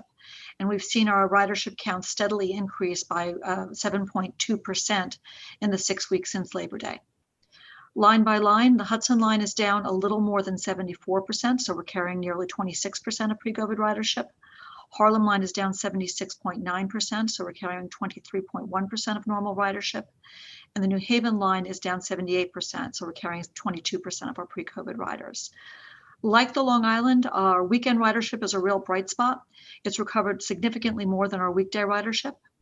Across the system, weekend ridership is down 54.7%, so we're serving 45.3% of our pre-COVID ridership levels. The Hudson line is down only 34%, so we're carrying nearly 66% of pre-COVID weekend ridership. This past weekend, we were actually carrying 72% of our pre-COVID ridership with people sightseeing and visiting the Hudson Valley during leaf season. The Harlem line on the weekends is down 58%, so we're carrying 42% of pre-COVID weekend ridership. And the New Haven line is down 62%, so we're carrying 38% of our normal weekend ridership. West of Hudson, we're operating above goal at 96.6% with year-to-date at 95.0%. Ridership recovery is slightly lower than east of Hudson, so ridership is down approximately 80%. Pascack Valley ridership is down 78%, so we're carrying approximately 22% of pre-COVID levels. Port Jervis line is down approximately 82%, so we're carrying approximately 18% of pre-COVID levels. On PTC, as mentioned last month, 100% of our tracks are in full PTC operability, and we remain on schedule to have full PTC functionality across the entire railroad by the end of this year. All Hudson Line and Harlem Line trains and Danbury branch trains are operating in PTC. Our technical support staff are bringing PTC software to the New Haven Line M8 electric cars, which will allow New Haven Line trains to enter PTC operations at the end of November. I want to thank our team, Anish Gandhi on the MW side and Dwight Sowden on the MAB side for the MA project, for keeping our momentum going through the end of the year when all of our trains will be operating in full PTC. Phil already mentioned the air purification pilot. As more and more of our customers are returning to our trains, they want to be confident that we are doing everything that we can to keep them safe and healthy. Earlier this month, Metro North began testing a new revolutionary air purification system that can kill COVID-19 and virtually all other viruses. It's a first of its kind program that begins our existing filtration system to a new and enhanced level. We want the air inside our trains to be the cleanest and safest air you can breathe anywhere. In 2 HVAC units of a Metro North car, we're testing this new technology that purifies air inside the rail cars using an electrical field that generates a wave of ionized particles. These waves kill not only COVID-19, but standard flu and other bacteria that cause the common cold. Even particulate matter like diesel exhaust can be filtered out. The railroads will evaluate the effectiveness during this pilot, and if it proves successful, it can be widely adopted by Metro North and the Long Island and poised for an expansion into the New York City subway. This new technology complements the work we've already been doing to keep our riders and our employees safe during this public health crisis. Our amazing cleaners are in the system 24/7, executing an unprecedented program for disinfecting across train cars and at our stations. We've deployed dozens of station ambassadors across 30 stations on platforms and in our terminals to monitor ridership, distribute masks, and assist with loading and customer information. And hand sanitizing dispensers have been installed at all of our New York stations, as well as floor decals to assist customers with social distancing and keeping themselves healthy. We have also added vending machines that sell personal protective equipment to 12 more stations, for a total of 24 stations now with PPE vending machines. We will be deploying these machines in Grand Central by the end of the year. And within the next 2 weeks, we look forward to launching an update to our Train Time app that will enable passenger counts of our M7 cars, allowing socially distance. We'll be bringing this same functionality to our M8 fleet later this year, to be followed by our coach fleet. But as Phil said, the most important thing that we can do is to encourage all of our customers to wear a mask while traveling with us. It's the law, but it's also the right thing to do. I'm grateful that most of our customers already wear a mask, but we need to do everything that we can to get to 100% compliance. I was at Marble Hill Station last week distributing masks to our customers, and other mask distribution events are planned around Metro North territory in the coming weeks. Next, I would like to recognize the Metro North Fire Brigade for an APTA award. October is National Fire Safety Month and a good time to revisit workplace fire safety and prevention. It's a perfect time to announce that the American Public Transportation Association, APTA, recently awarded our Grand Central Terminal Fire Brigade with its 2020 Rail Safety Certificate of Merit for commuter intercity passenger rail. The GCT Fire Brigade serves as the first line of defense for fire life safety emergencies inside the terminal, so that Metro North can provide safe and reliable service for our customers and employees. Their dedication is one of the many reasons that Metro North is one of the safest commuter railroads in the country. I'm proud of the entire Metro North organization, as APTA has now recognized us 3 out of the last 5 years for our safety programs. Our thanks to APTA for recognizing the outstanding efforts of this dedicated group of employees. The Fire Brigade plays a critical role in protecting our customers, employees, and all those who frequent historic Grand Central Terminal. Finally, our Metro North quarterly report. Our crews remain hard at work every day and have made considerable progress this year in maintaining and improving. As the track report for the third quarter on the agenda reflects, we've replaced 34,350 railroad ties, 6 miles of new rail has been installed, 1,308 rail joints have been welded, 30 track switches have been replaced, 6 grade crossing pads have been renewed, and 71 miles of track have been resurfaced. As did Phil, I also want to thank our Metro North employees for their unbelievable dedication and hard work during this unbelievably challenging time. There are no Metro North action items or procurements this month, and this concludes my report. Thank you, Kathy, for that report. Any questions for Kathy? I have one quick one, Pat. Andrew. Yeah, Kathy, when you were giving the PTC report, I didn't Yeah. hear the Waterbury branch mentioned. Is that active? So the Waterbury branch, as we've reported in previously meetings, we have what we call a main line track exemption from that, from the FRA. That line had not previously been signaled, so it's on a separate parallel path. We're in the process of installing, the signal system as well as the PTC overlay on that, and we expect to finish that next year. But we, working with the FRA, that's on sort of a separate parallel path to the PTC project in the rest of our territory. Thanks. Commissioner Zuckerman. Thank you, sir. So Kathy, I guess I have 3 comments, probably all parochial in nature. One, I did ride this morning in, and I have done once for the last 4 weeks out of both Croton, Harmon, and Garrison today. It was very professional. I felt very safe. I thank you for getting me into the city, which in some ways I guess I consider almost a patriotic duty just to come into the city a little bit here. So thank you for that ride. I see most of my colleagues are at home, so come on in. It was great.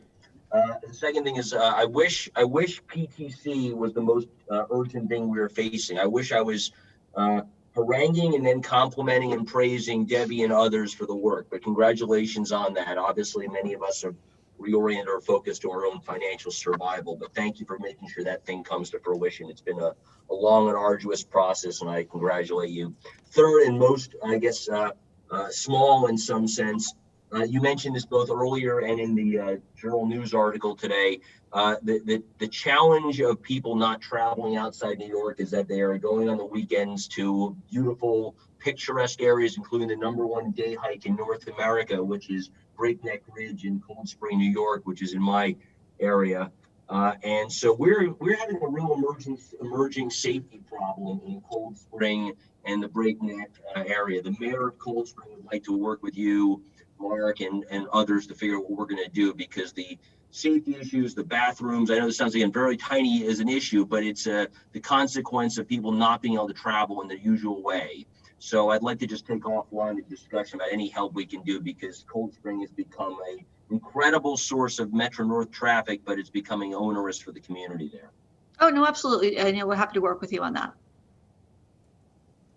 Great. Anyone else for Kathy?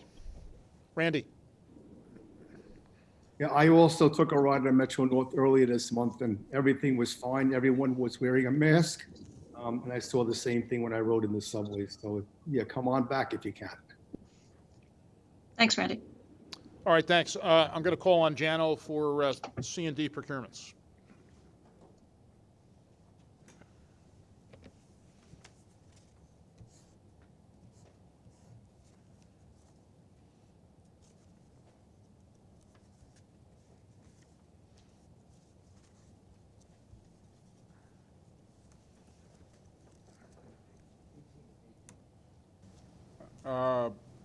I just wanted to note, I made one oversight in my earlier report. I was supposed to mention that while an executive session to discuss capital security projects was on the CPOC work plan for this month, it was not part of the public agenda because it was handled in an earlier briefing to the committee. So I just want to make sure that we conveyed that to you. C&D has one procurement action being brought to the Joint Railroad Committee for approval this month. The action requests board approval of a competitively solicited design-build contract to provide a new prefabricated substation building at the Long Island Railroad Ocean Avenue location on the Babylon branch. Contract procurement is to T. Moriarty and Son in the amount of $17.8 million. The project has a 2-year and 4-month duration. The new substation is intended to replace an existing substation which is long past its useful life. Under this contract, the contractor is going to design, fabricate, deliver, assemble, on-site test, and commission a new prefabricated substation building on concrete foundations. I submit this procurement action to the board for approval. I'll make a motion to approve these procurements. Do I have a second? Yeah, Pat, Kevin seconds. Thank you. All in favor? Aye. Aye. Any noes or abstentions? Thank you. The item passes. Jano, back to you. C&D has one procurement action being brought through Transit Committee this month. The action requests the board approve a modification to the Rutgers Tube rehabilitation contract to implement resiliency measures and repair systems and components in the 53rd Street Tube in the amount of $8.6 million. This work, which addresses damage caused by Superstorm Sandy, was originally intended as a separate contract with track outages expected to begin in the second quarter of 2021. Performing this work now as a change order. This is a version of our bundling approach. Performing this work now as a change order to the Rutgers contract will allow for this work to be performed during 2020, in maybe a little bit into early 2021, but during already scheduled diversions planned for other work and when subway ridership is projected to be low. This approach will impact fewer customers and reduce support costs, flagging, and so on, and enable completion of the entire project approximately 1 year earlier. I submit this procurement action to the board for approval. Thank you. Any questions? I'll make the motion. Do I have a second? Second. Thank you. All in favor? Any opposed or abstentions? Thank you. The item passes. Thanks, Jano. Okay. I'll now turn to Sarah Feinberg on New York City Transit and MTA bus. Thanks, Pat. I'll be very brief. First, I just wanted to say happy birthday to the New York City subway, which turned 116 yesterday. 116, and she's never looked so good, thanks to our amazing cleaners and crews. I also wanted to thank Pat Warren and the Office of Health Services and Labor Relations and others who have come together to finalize and implement our COVID testing program. I meet with New York City Transit employees weekly, usually in the form of town hall meetings, and by far the thing I hear about them, the thing I hear from them about the most is our financial situation, but the other thing I hear from them about is COVID, whether it's PPE, our leave policies, anxiety about social distancing, and other topics.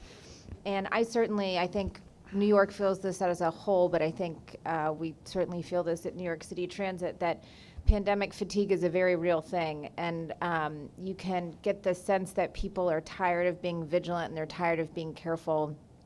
But of course, we're in a moment where it's more important than ever to be vigilant.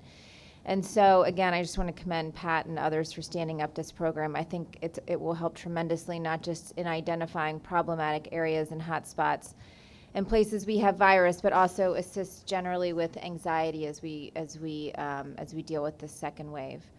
I want to point out a few other steps we've taken to address COVID. These are steps taken since the first wave. First, additional real estate. We've worked closely with MTA Real Estate in order to identify and use additional space for employees near some of our facilities. As many know, we have facilities that are close enclosed spaces and break rooms where we added space in real time during the first wave, whatever we could, by pulling up an empty train or an empty bus, but obviously that's not ideal in every circumstance. So real estate's been very helpful to us on that. And where we can't get real estate, we've been getting trailers to some of these locations to provide additional space for employees. And we can't do that everywhere, so we'll inevitably end up with the empty train and empty bus scenario as well. But we're trying to be much better on that during this second wave. And of course, we continue to take other steps you've heard from others about today, providing PPE to employees, providing PPE to our customers, our Mask Force initiative led by Sarah Meyer and her team. I think we learned a lot from the first wave and are trying to be, get ahead as much as we possibly can on the second wave.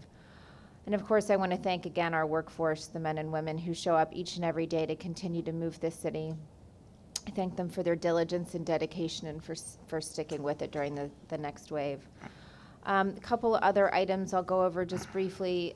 Some very troubling events in the system over the last week or so. 2 incidents of riders being pushed onto the tracks. Other troubling incidents. We've consistently urged the NYPD to do more in partnership with us, to do more generally, and to have a more significant and effective presence in the subway system. We will continue to do that. The only way the system stays safe and secure is if the NYPD are our partners, and we want very much to work with them. to get safety and security into a better place. On that point, last month I announced that for the first time New York City Transit is collecting its own real-time data about what's happening across our system in real time. I mentioned that we'd be sharing incident data. We are now sharing incident data related to worker assaults and vandalism. People can find that data at the MTA Safety and Security website. And we plan to share additional incident information going forward. I'll have additional updates in the future as we put more of that data online. Mr. Chairman, I've spoken with many members of the board on a variety of topics over the last several days, so rather than take additional time now, why don't I take questions? I think I've had conversations about COVID, the 179s, the 211s, crime, and paratransit issues, so rather than go over all of those again, I can take questions. Thank you. I have a question. Hey, Ada. So Sarah, you mentioned, unfortunately, that crime is up in our subways.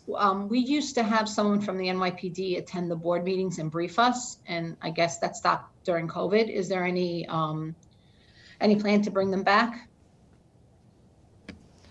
I'll defer to Pat. I absolutely, and I guess both Pats. But I Right. absolutely would. I think that would be incredibly helpful and useful. I feel like over the last 6 months, we've sort of been in this awkward position of answering for them or translating for them, and so I think that would be really useful for them to join and brief.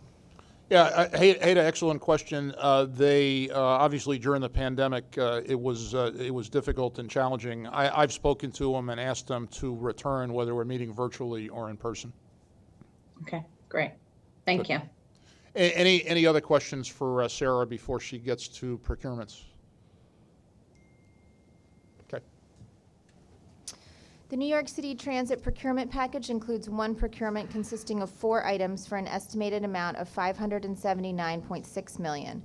This procurement consists of 4 3-year contracts for the provision of broker car services for paratransit accessoride customers to Greenpoint Transit, Aero, Limosis, and Corporate Transportation Group in the total amount of $579,645,873. Each contractor will receive 25% of the estimated trip volume. The base term of each contract will be for 3 years, with each containing an option to extend the term for up to an additional 2 years. The goal of this procurement is to expand the pool of broker car service providers and increase savings, as broker car service trips are significantly less expensive than primary carrier trips. Following the selection committee's review of proposals and oral presentations, it was determined that 6 firms were technically qualified and were invited to participate in negotiations, which focused on the firm's demonstrated ability to perform the work, including experience, trip capacity, project management team, and overall price. After evaluating the best and final offers in accordance with the evaluation criteria, including the pricing for the option years, the selection committee unanimously voted to recommend the 4 firms cited above for the award, as this combination provides the overall best value. A protest was received from Curb Mobility, LLC, concerning this recommendation of awards. It was reviewed according to our protest procedures and found to be without merit. Total savings in the range of $80 million to $85 million are anticipated over the 3-year base period of the contract, attributed to a combination of a lower per-trip price compared to the current contracts of $50 million, and a shift of trips from dedicated to non-dedicated carriers in the range of $30 million to $35 million. Board approval will be sought if New York City Transit wishes to exercise the 2-year option. I submit this procurement for board approval. Thank you, Sarah. I know that Commissioner Kulisi and maybe others has a question. Victor. Yes, thank you. I'm just going to spend a few minutes here. I know the procurement will add some new paratransit vendors for the broker program and save the MTA money, which I'm excited about. With that being said, the new contracts will eliminate Curb, one of the accessoride brokers, so I do have some concerns about the potential adverse impacts on service and on the taxi industry. Curb has already stepped up to the plate in terms of its commitment to the quality of service for people with disabilities. And accessoride trips have also been a lifeline to so many taxi drivers, especially during the difficult time for the industry during COVID. I know that Arrow and another taxi provider is part of the new contract. That being said, my understanding is that they have significantly smaller pool of taxis available to them as compared to Curb. While I'll be voting yes to the procurement, I'd like to request that the number of accessorized trips performed in the yellow and green taxis be included in the monthly board books going forward. The taxi industry is a critical sector that needs our support and is also a revenue source for the MTA with the surcharges and congesting pricing on each taxi trip. It is my understanding that the MTA does not specifically track the number of paratransit trips in taxis at this time, and I'd like to see those numbers on a monthly basis. So Access2Ride should start tracking that going forward, please. I will also closely be monitoring this procurement and the data once it is added to the monthly board books, as we need to ensure that paratransit trips are continually going to the taxi industry. On the service side of Access2Ride customers, I would also implore the MTA to consider a long transition period away from Curb because people with disabilities, broadly speaking, have really liked Curb service. Conversely, I have heard anecdotally some reports of poor service from CTG, and this was also reiterated by the disability advocates in a New York Daily News article the other day. We need to ensure that new vendors provide quality service. As a result, I'd like to get regular reports from the MTA on service metrics such as trip volumes, on-time performance, and customer experience disaggregated by vendor. Finally, I'm really happy to see the cost savings, of course, and I would acknowledge a dire financial situation that the MTA across the board right now, and I hope we get federal funding that we need. That said, money saved on programs for people with disabilities like paratransit should be used to make the system better for people with disabilities specifically. I would strongly urge that the money saved as a result of the new paratransit broker procurement be reinvested into AAR initiatives and other accessibility projects for New Yorkers with disabilities. The MTA has 2 disability advisory committees with PAC and ACTA, and when procurements like this are being considered, the committee should be aware. With that, I will vote yes on the procurement with those concerns and look forward to seeing the taxi data and service metrics for each of these new vendors going forward. And I hope that MTA will commit to using these cost savings for these new for this new procurement to improve Access2Ride and accessibility. Thank you. Mr. Chairman. Commissioner.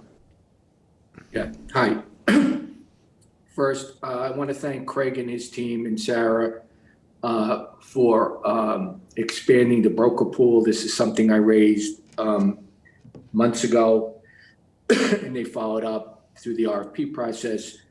I have 2 questions. One is you mentioned that, or Sarah mentioned that Curb filed a grievance and the committee deemed it was without merit. Can someone explain why the committee deemed that whatever the grievance was that was filed, why it was deemed to be without merit? 2 is Curb a minority and women-owned company, and are any of the 4 awardees minority and women-owned companies? Happy to jump in. So first of all, back to Victor's remarks, we're happy to do that reporting that you asked for. No problem. Thank you. And Larry, I'm happy to brief you on the Curb issue. I'm not sure that I am the appropriate person to respond on the specific protest. I just want to check with Tom and see if Tom, you want to weigh in, or do you want? Yeah, no, Craig I to can weigh only in, say, or Commissioner, Kavesh? I don't, in terms of the actual details, we'll have to get back to you on that. I will tell you the challenges to the process, it's not simply a disagreement with the decision. And what I do know is that upon the review of Curb's protest, it appeared that they disagree with the decision, but there was nothing irregular or inconsistent about the process. The RFP criteria were followed and the decision was made. But we can get back to you with the actual details of why it was without merit. And Larry, I was just going to invite Lou Montanti or Kavesh to weigh in because I think they might be well placed to weigh in as well. Yes, in response to Commissioner Schwartz's first question, Curb is not an M or a WBE, and they challenged the the procurement process, and it was found to be without merit. But as Tom indicated, we could provide you with details. Were any of the 4 awardees MWBE firms? No, they are not. One is a women-owned company, but they're not certified. Are there any MWBE brokers out there, or did any apply? No, there aren't. We're aware of approximately anywhere between 9 and 11 transportation companies that are certified Ms and Ws, and none are of the stature that that would be required for this procurement. All right. Thank you very much for your answers.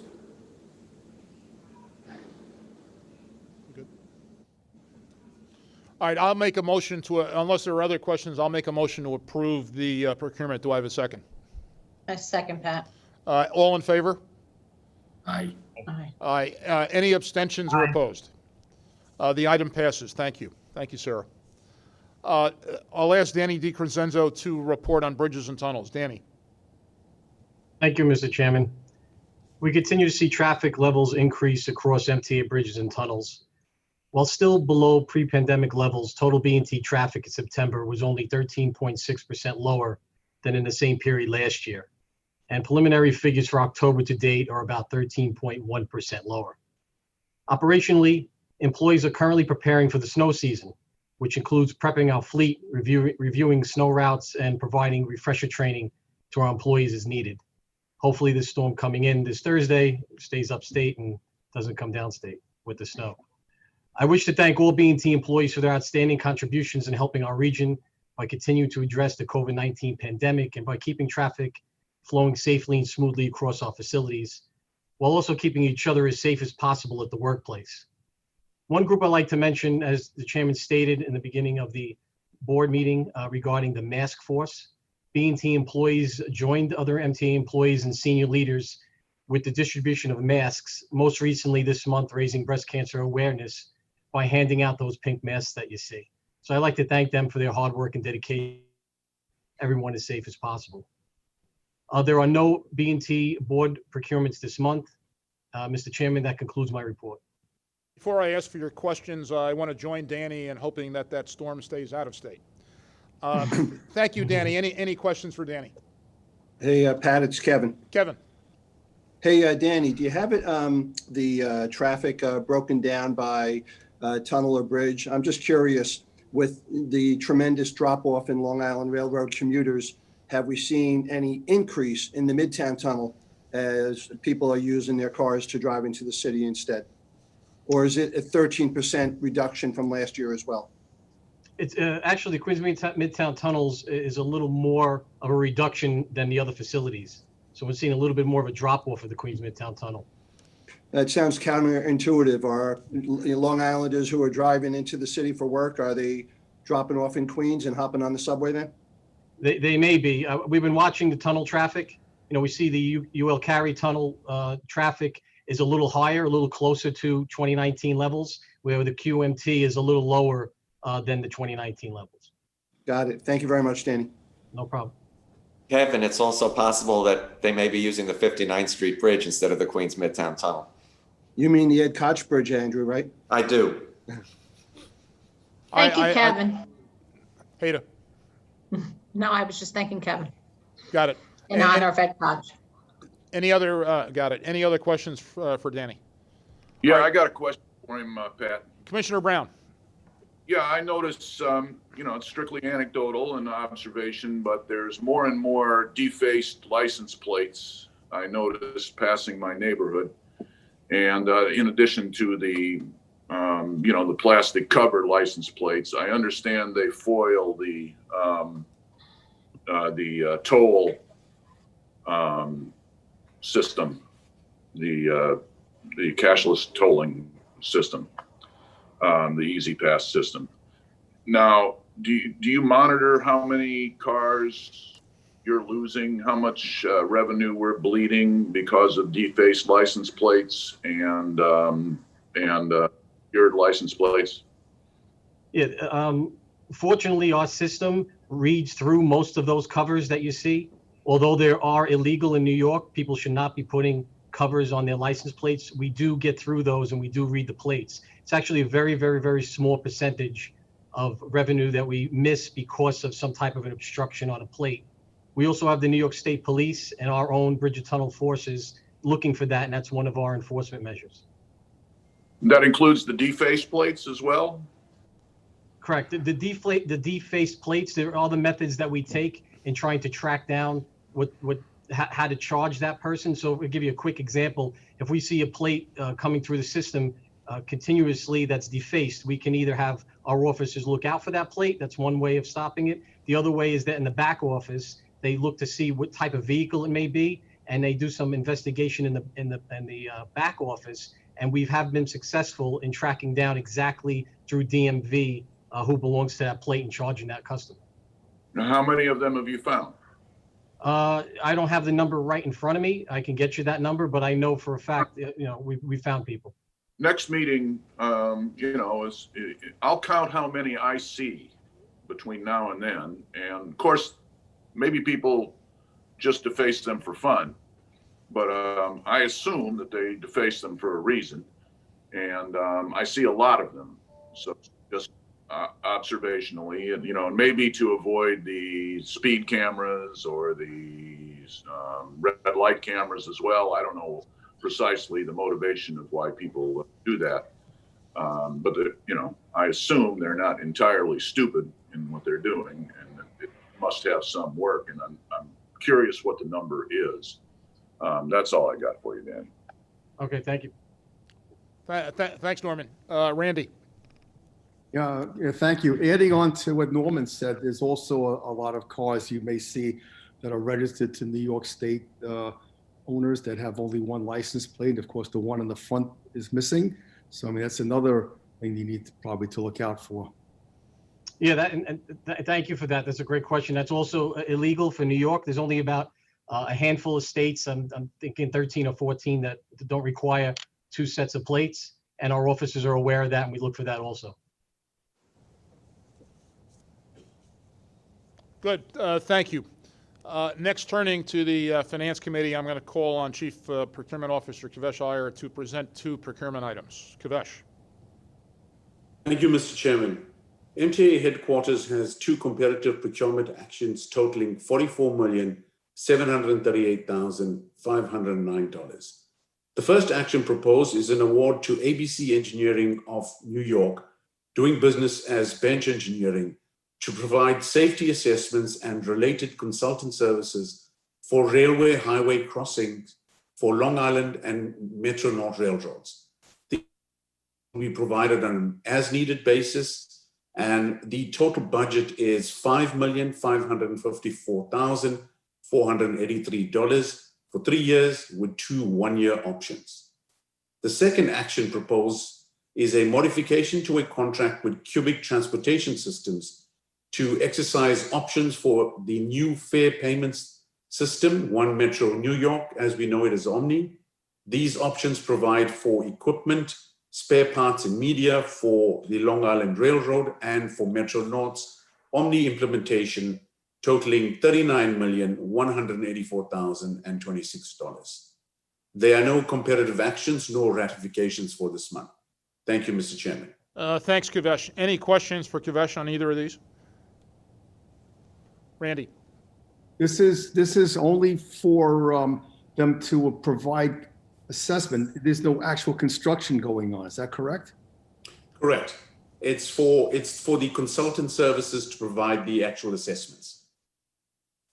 Okay, thank you. Thank you. Any other questions on these? Then I'll make a motion to approve these two procurements. Can I have a second? Thank you. All in favor? Aye. Aye. Any opposed or abstentions? The two procurements carry. Thank you. David Florio will introduce the real estate items. David. Thank you, Mr. Chairman. Real estate has two action items for consideration and approval. For the Long Island Railroad, we have a development and construction agreement with Vornado Realty to facilitate Phase 2 improvements to the Long Island Railroad concourse at Penn Station. For the MTA, we have a temporary all-agency policy governing the renegotiation of existing leases and licenses, retail leases and licenses that have existing term remaining. This policy augments other policies recently approved by the board to respond to COVID-19 effects on our retail occupants. There are, in addition, Mr. Chairman, two information items. and we're happy to answer any questions regarding any of the foregoing. Thank you, David. Any questions for David? There being none, I'll make the motion to approve the 2 real estate items. Commissioner Schwartz, second. All in favor? Aye. Any opposed or abstentions? Real estate items carry. Thank you, David. Michelle Woods will now address Audit Committee items. Michelle. Thank you, Mr. Chairman. We have 7 items on the work plan. 3 require a vote. The first of these is the second quarter 2020 financial statements, which have been uploaded into Director's Desk. Jill Strohmeyer from Deloitte and Noemi Lopez, the acting MTA Comptroller, are available to answer any questions. Any questions for Deloitte or the MTA Comptroller? Okay, do I have a motion from a member of the Audit Committee to accept the second quarter financial statements? I'll note that these items are items that the Audit Committee members only will vote on. Motion to accept? I think, Jamie, Commissioner Barbas, you're going to make a motion? Yes. Thank you. Do I have a second? Yes, you have a second. David Jones. Thank you. Votes for members of the Audit Committee only. All in favor? Aye. Aye. Any opposed or abstentions? The quarterly financial statements are accepted. Michelle, back to you. The second item is the appointment of the external auditors. As part of this reappointment process, the committee has been provided with the results of the most recent inspection of Deloitte that was conducted by the PCAOB, or the Public Company Accounting Oversight Board. We have provided a copy of the 2018 report that was issued in December 2019 to the Audit Committee members for their information. Any questions regarding the report or the reappointment of Deloitte as the external auditors? Then I need a motion to appoint Deloitte as the MTA's external auditor. So moved. Thank David you. Jones. Second? Second. All in favor? Aye. Any Audit Committee members opposed? Thank you. Deloitte's approved as the MTA's external auditors. Michelle. For the third item, we have a 4-page report that covers the activities of the Audit Committee during the 12 months ending July 31st, 2020. A draft of this memo was provided to the Audit Committee members for their review and comment. Any questions or suggestions on the report? If not, can I have a motion, please, to approve this report from an Audit Committee member for submission to the full board? Motion to approve? Yep. Second. Well, again, these votes are for members of the Audit Committee only. All in favor? Aye. Any opposed? Thank you. The report is approved and will be submitted to the board. Michelle. The remaining 4 information items are as follows. First, the audit approach plan from Deloitte is a proprietary document which was provided to the Audit Committee members. Second, the Audit Committee charter was reviewed with the Chief Compliance Officer, and no changes are recommended at this time. Third, the presentation on security of sensitive data and systems was given to the full board by IT. Fourth, a summary of open audit recommendations was provided to the Audit Committee members, and we will continue to report on past due recommendations at each Audit Committee meeting in 2021. Finally, I would like to provide a brief summary of audit activity for the first 3 quarters of 2020. Next slide. Through September, we've completed 51 of 104 planned operational audits, and 46 audits are in progress. The audit reports include 98 findings with recommendations to improve internal controls and compliance with processes while reducing risk. The audits identify potential cost savings and efficiency opportunities of $10.8 million. We also performed 218 audits related to capital projects. This work included reviews of cost proposals, as well as interim and closeout audits to ensure contract billings were appropriate. Third-party question costs were $38.4 million, and our past experiences demonstrated an 80% recovery rate for question costs. Significant operational audits included reviews of the homeless outreach services, the advertising license agreement, the money room facility operations, and various operating costs. We also performed operational audits where we identified opportunities to improve performance, including our reviews of the Sea Beach Line project, mobile wash operations, CBTC cybersecurity, and Manhattanville Depot operations. The Capital Contract Division, we continue to perform both interim and final audits to determine if payments were in accordance with contract terms. In addition, when requested, we supported the agency's efforts to determine whether cost proposals submitted by third-party vendors for contract options and sole source procurements were fair and reasonably priced. We have also continued our work in coordination with the MTA IG's office on the Sandy contracts. In line with our integrity monitoring plan, which is approved by the FTA, we will continue to perform audits of all ongoing Sandy projects. and we will follow up on all open recommendations. The Pension QA Group reviewed 1,100 pension calculations year to date. They've identified 214 errors with an estimated impact of $3.7 million in those calculations. The Onboard Group completed 2,500 observations at Long Island Railroad and 2,400 observations at Metro North.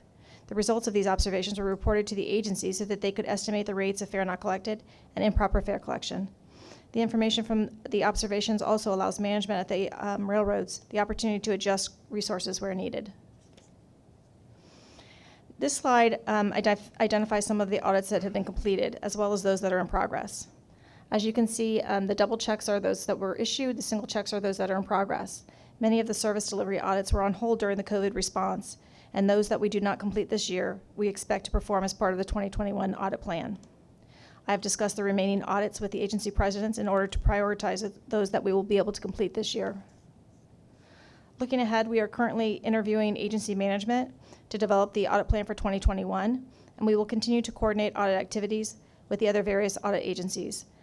We are also working with the internal control staff to ensure that all recommendations are implemented. I'm happy to answer any questions. Any questions for Michelle? Okay, good. Thank you, Michelle. Thanks for your work. Now I'll turn it over to the MTA Inspector General, Carolyn Picorni. Okay. Hello, everyone. Can you hear me, Pat? Yes, Carolyn. Great. It's great to see everybody. I last spoke to the board in June, so today I'm going to review with you some of the work that my office has been up to since then, and I will preview for you one matter that's on the near horizon. And let me just say, this is such a challenging time for the MTA. My office is laser focused on helping the MTA solve systemic issues, root out waste, fraud, and abuse, and do that as cost effectively as possible while we look for ways to bring value and savings to the MTA. The first thing I want to talk to you all about is overtime. My office continues, you can move to the next slide, please. My office continues to monitor overtime reforms at the MTA as the Morrison and Forrester report on this issue recommended. What you see up here on the screen is a matrix that's going to appear in a report that we will be putting out in the coming days that reflects progress on this issue. And so on a quarterly basis, we've been reporting publicly on how the MTA is doing in terms of tackling the 19 recommendations that my office made and that Morrison and Forrester made in separate reports last year in 2019. And soon we're going to be releasing our next quarterly report, and I'd like to preview it for you now in a very high level way, as we do have some concerns. In July, we reported that the MTA was making good progress on overtime reforms before and even during the pandemic, and that was really, really good to see. But now, as we've all been forced to adapt to long-term life during the pandemic, we found that the MTA has yet to tackle some of the most important steps for management reform, and that worries us. We really want to make sure that MTA keeps up the momentum of reform. And we were troubled to learn that the serious control gaps that we identified in our 2019 report on overtime, that was our report that looked at the management systems and controls for 75 of the high overtime earners. Those gaps remain largely unchanged. Management is still relying on paper records and an honor system throughout large parts of the system. Another area of concern is that the MTA still doesn't have a timeline for integrating electronic timekeeping systems with payroll. And it's really important that this happen. Until the timekeeping clocks are integrated with payroll, the supervisors can only use the electronic time and attendance information well after the fact to identify anomalies. So that's not really a practical tool that management can use day to day. An original timeline for integrating Kronos with timekeeping was created in November 2019, and that's what Morrison and Forrester had recommended. However, the plan was unachievable because of the pandemic. The integration plan was then anticipated in July of 2020, but now here we are in October. and we still don't have it. I will say on a positive note, the MTA's overtime task force has been very good at defining needed improvements and meeting most of its obligations. So that's positive. But the agency's managements have been slower to implement reforms and to use new tools and data that are now available to them to help curtail the potential excessive or fraudulent use of overtime. So bottom line, while the pandemic has slowed reform efforts and we are sympathetic to that, it's really time for everyone involved to recommit themselves to the goals of the task force and ensure that overtime is well managed and used wisely, because we all know literally every dollar counts now. Next slide, please. I want to talk to you about fare evasion. Another costly problem that we've been helping the agency to tackle is fare evasion in the subway and bus system. It's a long-term systemic issue. The board has been very attentive to this issue. It's believed to cost the MTA hundreds of millions of dollars annually, at least pre-pandemic. And in July, we released a report highlighting New York City Transit's new methodology for calculating fare evasion rates for the bus and subway systems, which should in the future provide a more accurate estimate of fare evasion. This new methodology was the result of a 4-month collaboration between my office, New York City Transit, and Dr. Kitty K. Chan, a Columbia University professor of practice of applied analytics. This was a follow-up to my office's July 2019 letter to Transit, finding weaknesses in the agency's fare evasion survey design and data collection processes. I am so thankful to the board for pressing us to dig deeper on this issue, and that really was an inspiration for this collaboration and this initiative. The IG's office wanted, and we think the board and the public deserves, for our transit system to have the best possible methodology. And we are really proud to have recruited one of New York's leading data specialists, Dr. Chan, who very graciously donated her expertise for several months. And our goal, which we know the MTA shares, is that all of our stakeholders have confidence in the results, and for the MTA to have the gold standard when it comes to estimating fare evasion. I'm especially grateful to Dr. Chan for volunteering her time in advising on this effort. What a public service. And also to Transit's Division of Operations Planning and their Office of Management and Budget on this really successful team project. We hope this innovative achievement of applying academic rigor to fare evasion will be useful to the board and perhaps even other transit agencies in making crucial decisions to solve this persistent problem. I think it's also just a great example of how the IG's office is able to bring great value to the MTA and the board and the public at no additional taxpayer expense. Next slide, please. Another area where my office has helped bring about improvements to the MTA involves the work of evaluating contractors. Chairman Foy asked us to take a hard look at this issue. Thank you so much for doing that, Chairman Foy. So earlier this month, my office released a report finding that the MTA's contractor evaluation system, that's the system that records and tracks contractor and consultant performance for capital contracts over $250,000. It continues to underperform, and that's something that my office has been pointing out for a few years now. And we found that the managers of capital projects have a history of rating subpar vendors as satisfactory in their evaluations. So basically, almost everybody was getting graded a gentleman's B. And that means the system just doesn't provide the basic necessary performance information that the MTA needs when making critical contracting decisions. So we recommended that the MTA take this opportunity to just completely revamp its contractor evaluation system. And we are very, very gratified that the MTA agreed to do just that as part of its ongoing transformation. The MTA says that they expect the new system to be implemented by the third quarter of 2021, and my office really looks forward to seeing it in place so that the agencies have that information that they need to ensure their contractors are responsible and perform well. Next slide, please. We also reviewed the MTA's compliance with New York State's vehicle use policy. We found 2 areas where MTA policy deviates from the state's, and we made some suggestions for Metro North to cost effectively improve its vehicle use policy. And finally, we published about a dozen investigative reports recommending discipline for managers and employees about misconduct.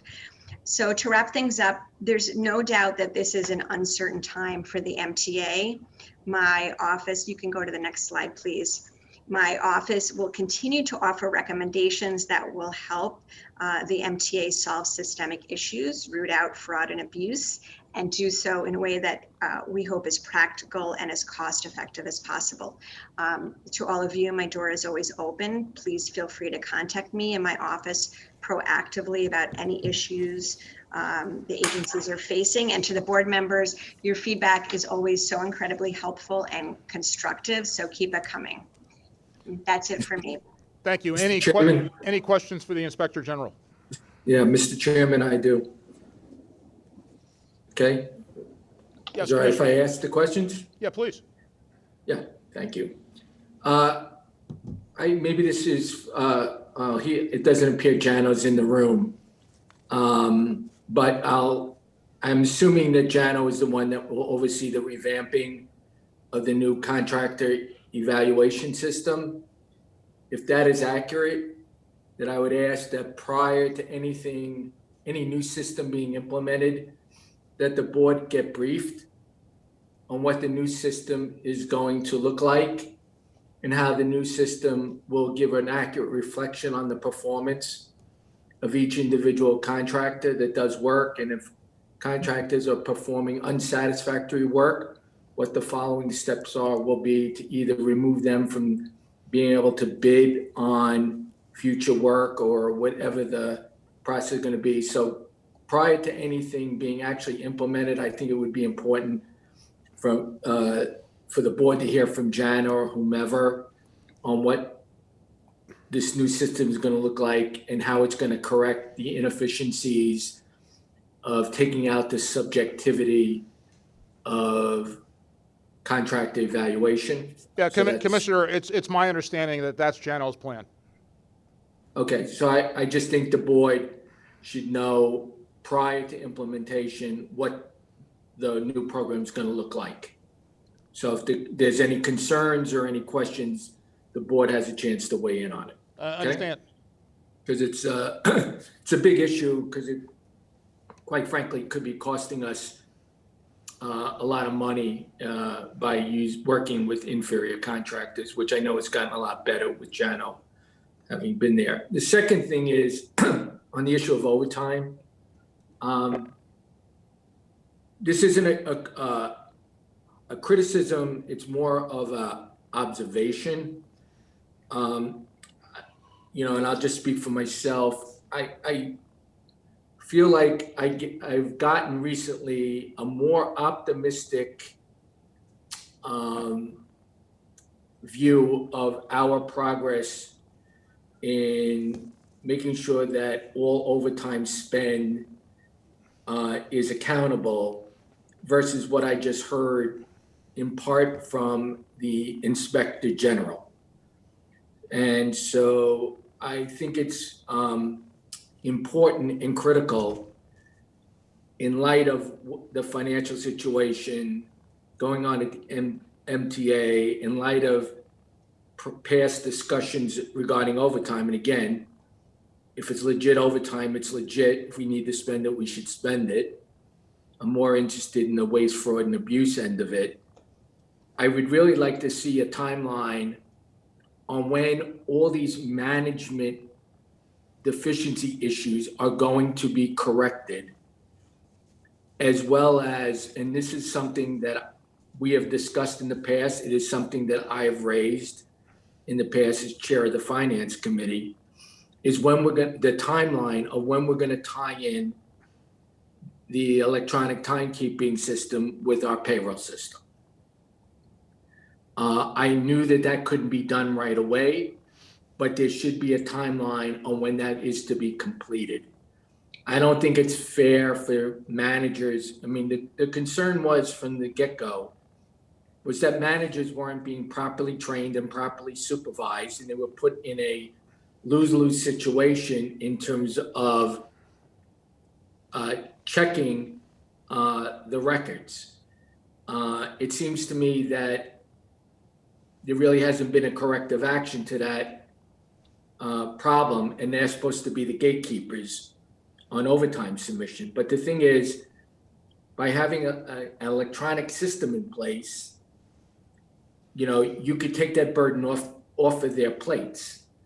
And I don't see why between Mark Dowd, our new chief technology officer, and Kavesh, that these guys can't, working together, come up with a very fast, inexpensive technological solution to deal with the issue that was just outlined by our Inspector General.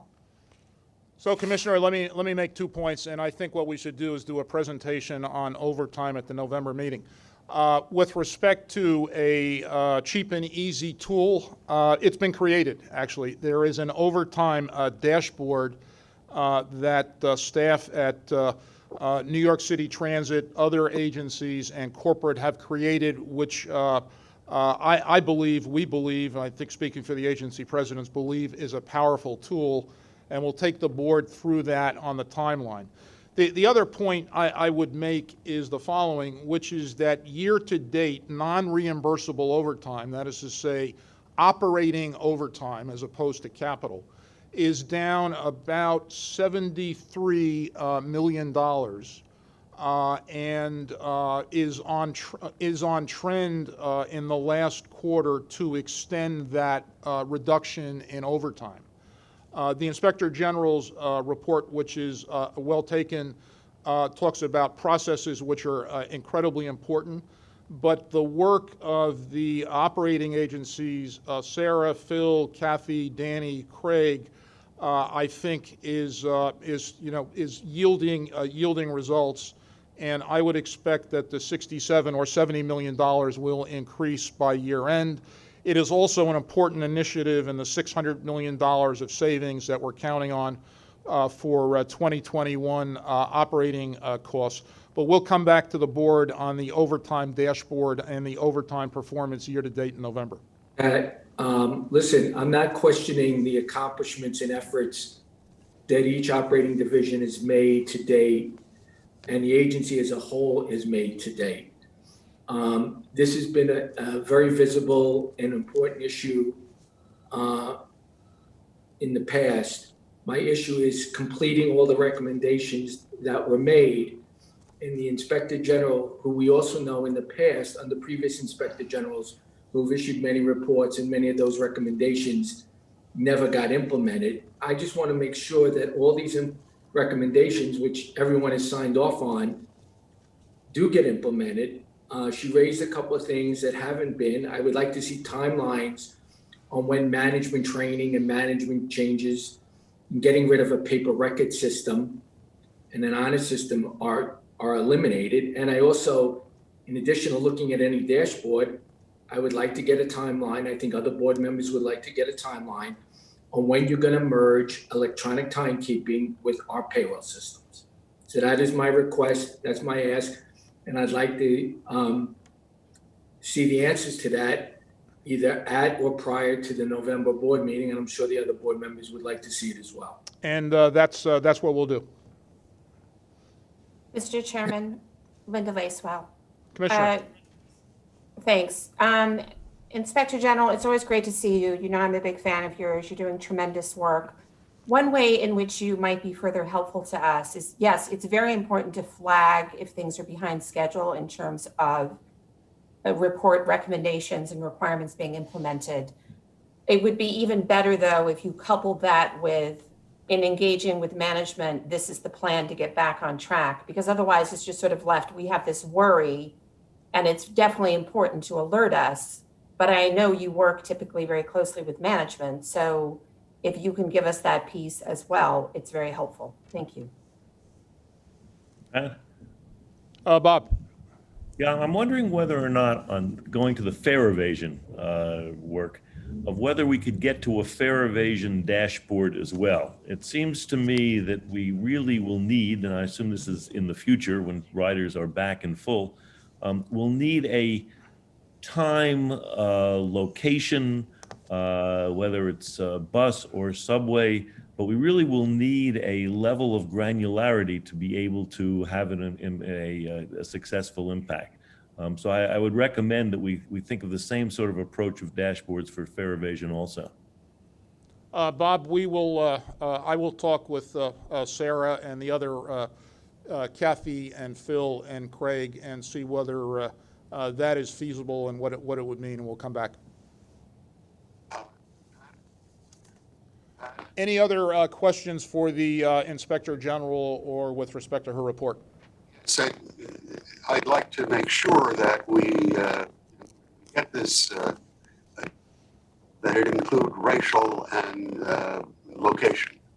As I brought up before, at least preliminarily, there was some indication that there was a racial element which was being used in this thing. So I have that data set as well, so we know what we're looking at. Thank you. Commissioner Jones, we understand it's a priority of yours. It's also a priority of ours in the MTAs, and we'll report on that as well. Any other questions for the IG or on the IG's report? All right, good. I'll make a motion to adjourn the meeting. Do I have a second? All in favor? Second. We are adjourned. Aye. Thank you all.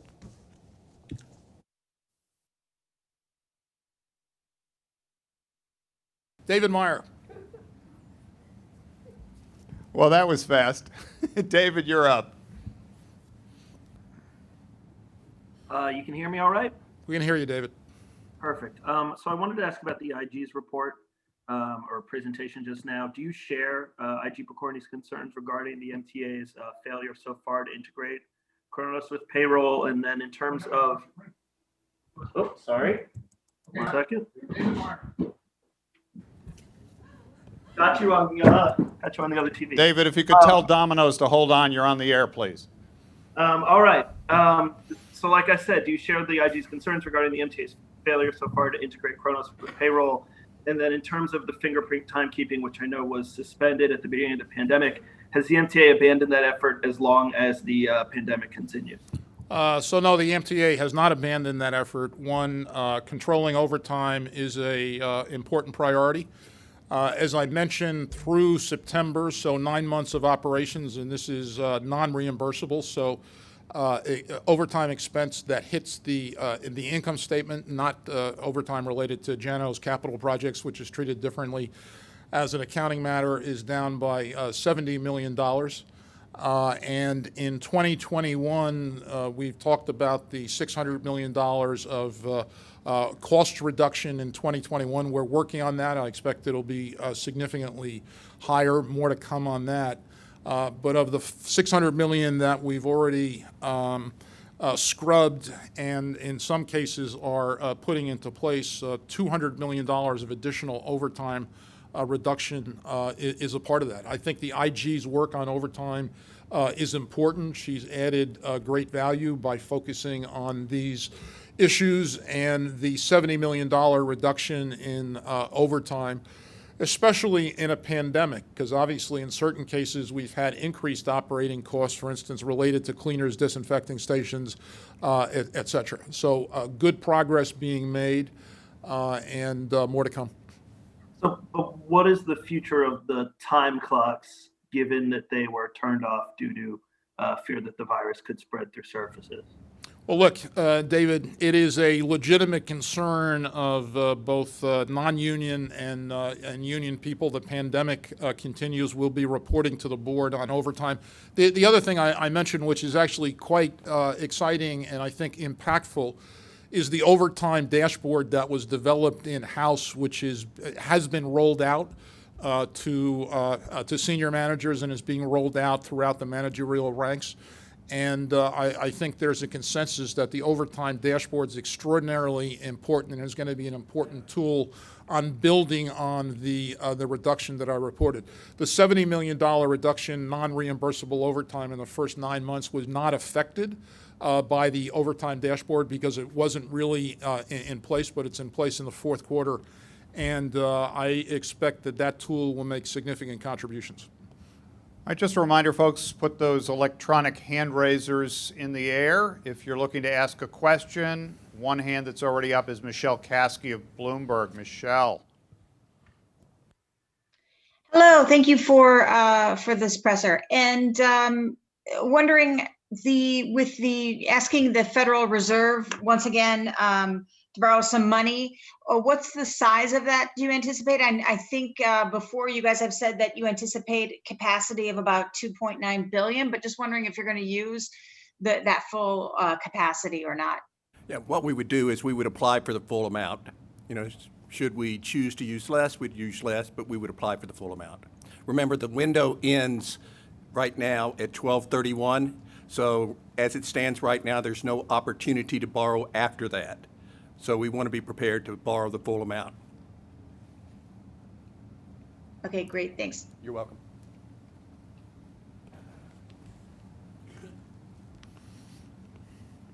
All right, next question is to Steve Nesson. Steve from WNYC.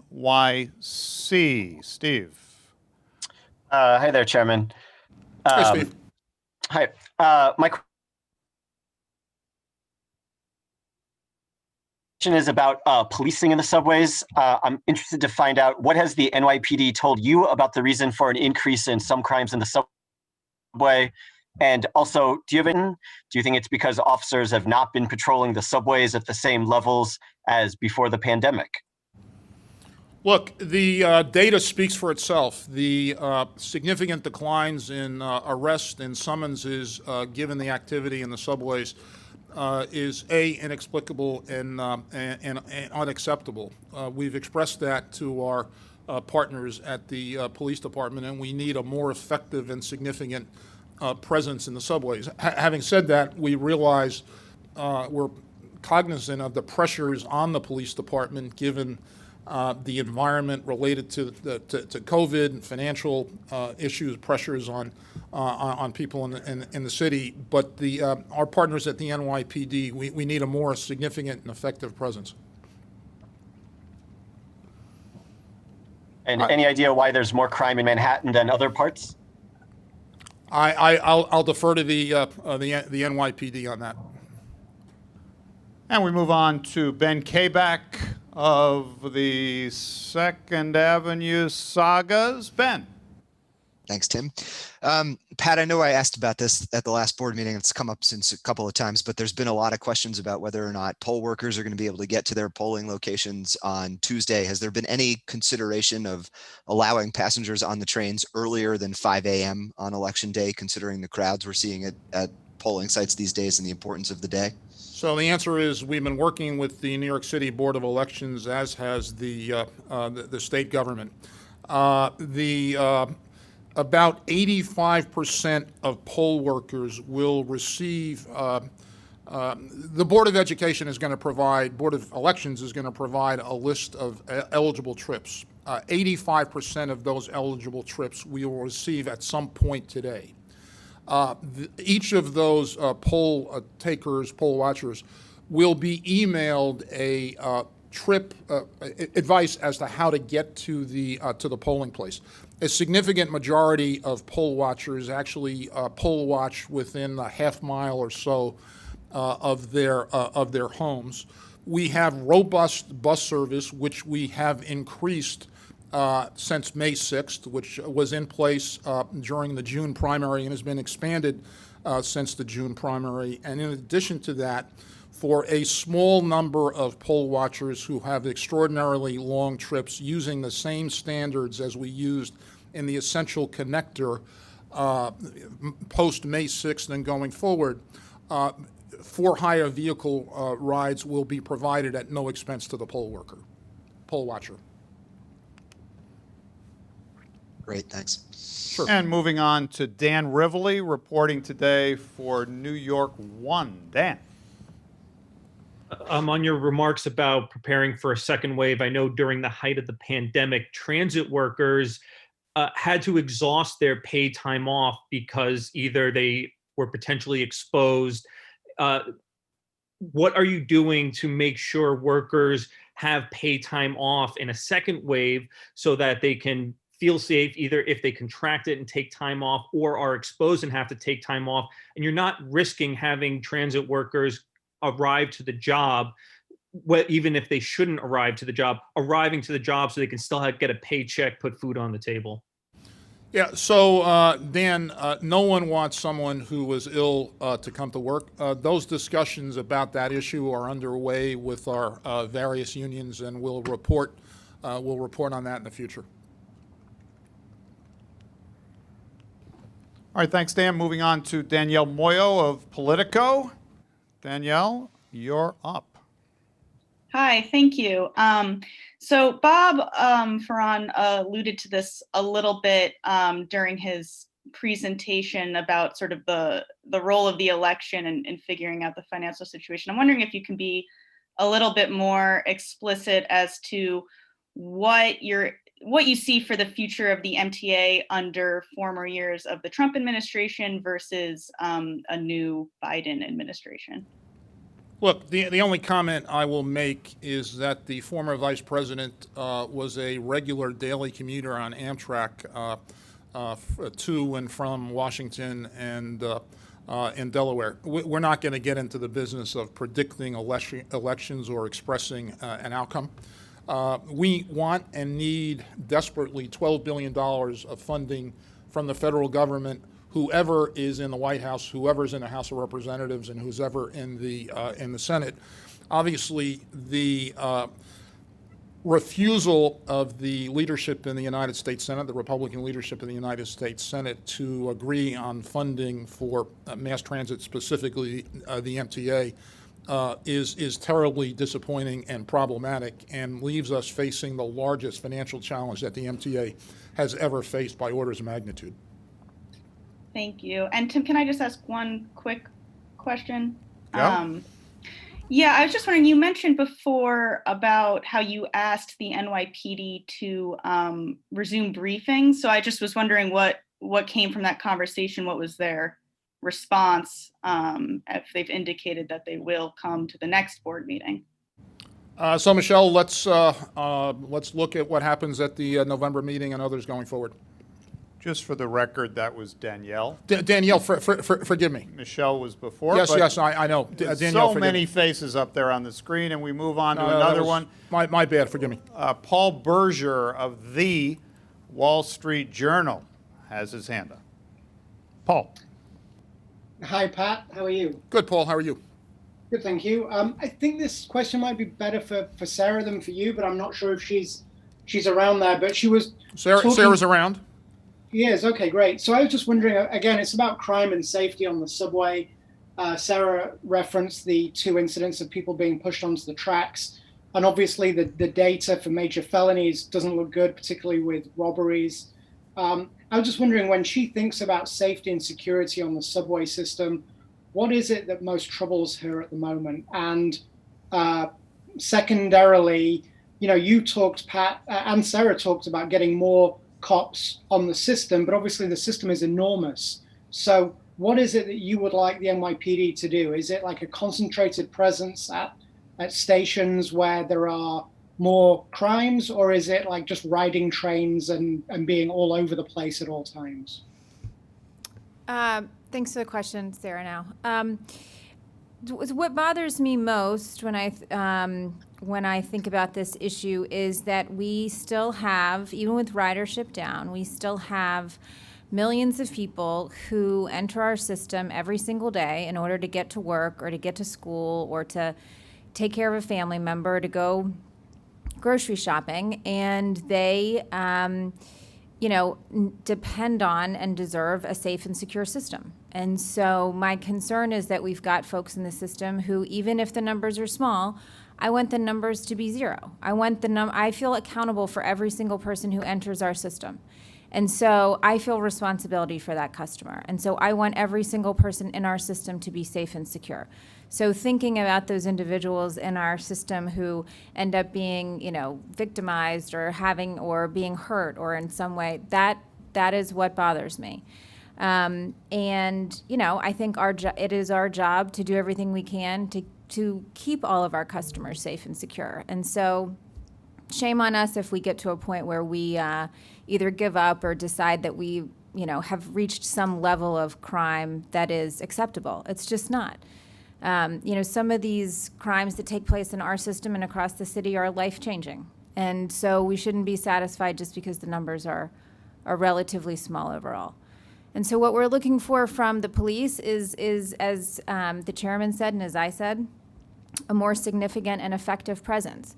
We have pushed a lot of MTA police into the system. We have pushed contract uniformed security guards into the system to be additional eyes and ears at the height of the pandemic. We, count on our partners at the NYPD to be in the system. It is a really big system. It is hard to cover it all, but we believe from historic data and from cities elsewhere that a uniformed presence deters crime. And so we are very focused on that. And I think history shows us that people are less likely to, act on an opportunity if there's a uniformed presence on the platform or in the station or close by. Hope that answers your question. Maybe not. I just wondering, how many more cops do you want to see in the system? Well, it's a more complicated question than that, Paul, because there are large numbers of NYPD officers, Transit Bureau officers. There's large numbers of MTA officers, but when you split it up by shift and who's actually in the system and who's actually uniform presence in the system, it becomes much smaller. And so I'm not an expert on, how many police officers you need per square mile or per station. I'll defer to the experts on that. But what we've said is we would like to see a more significant and effective presence. And the next question as we move on goes to Christina Goldbaum of the New York Times. Christina. Hey, thanks guys. Thanks for holding this presser. This might be better suited for Bob, but I'm wondering, next year, if the MTA hasn't received federal aid and it's still unclear how much federal aid you guys might receive, when is the kind of drop dead deadline for reducing service or taking some of the other cost saving steps that you're going to outline next month? Well, we're going to have to start reducing costs almost immediately. We've identified $540 million of cost savings that we already are implementing for next year. As the chairman has said, we believe that'll be $600 million. And then we have a $200 million initiative for procurement efficiencies. But if we see that the likelihood of receiving federal dollars is nil or is significantly reduced from what we've said we needed, we're going to have to start those processes right away. There is public hearings that would be required. There's certain practical aspects of reducing headcount, so those have timing implications, but we need to be doing something and getting it moving by the end of the first quarter. Thanks. And we go from the Times to the news, where Clayton Gusa is standing by. Clayton, you're up. Hey, both. Hey, everyone. I got two questions. I'll go into the first one first. The second one's for Jano. It's on the 53rd Street tunnel. But first, logistically, when we're talking about the specter of cuts of up to 40% in subway service, if this funding comes through, I'm wondering, how have you gamed out whether or not that's possible? Do you have enough space in the rail yards? Would you be able to save money by making those train movements and using up all your additional rail capacity? I'm saying the subway system is built to run 24/7, kind of as it currently is. So I'm wondering, from a logistical perspective, is it even possible to reduce service by 40%? The logistical and operating and financial issues related to the reduction in service that we talked about in August. We are working through those. It's premature for us to get into detailed discussions of those. I will say it's a complicated undertaking. There have been reductions in service in the past at the MTA. and that history is available to us. I'll acknowledge that no reduction in service in the past has been anything like this. But you're saying it's possible. 40% reduction is possible given the infrastructure that you have right now. Yeah, there are going to be lots of decisions to be made. Whether it's a 40% reduction or a 35% reduction or whatever it is, and the agency presidents and their teams are working through those issues. And you've got a question for Jana. Yeah, on the 53rd Street tube project, that tube got sandy repairs done, I think 3 or 4 years ago. Jana, why are you circling back on that tube? I understand that you're bundling it with the Rutgers contract, but what's wrong? Was the work done 4 years ago insufficient?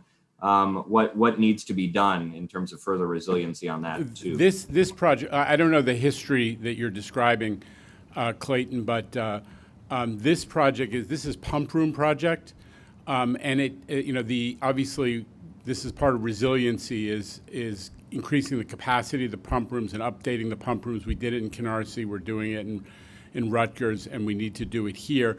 The reason for doing it now is that it can take advantage of the same outages that we're getting for Rutgers. So we accelerated it and added it in effect to the Rutgers approach, consistent with our overall strategy of getting all the work that we can out of every outage. And we go on to Jose Martinez, he of the city. Jose? Hi, Pat. We heard plenty today about some of the relief that's going for the tenants, the commercial tenants at the MTA centerpiece at Grand Central Terminal. Just want to see, is there something similar being done for the much smaller businesses in the subway system?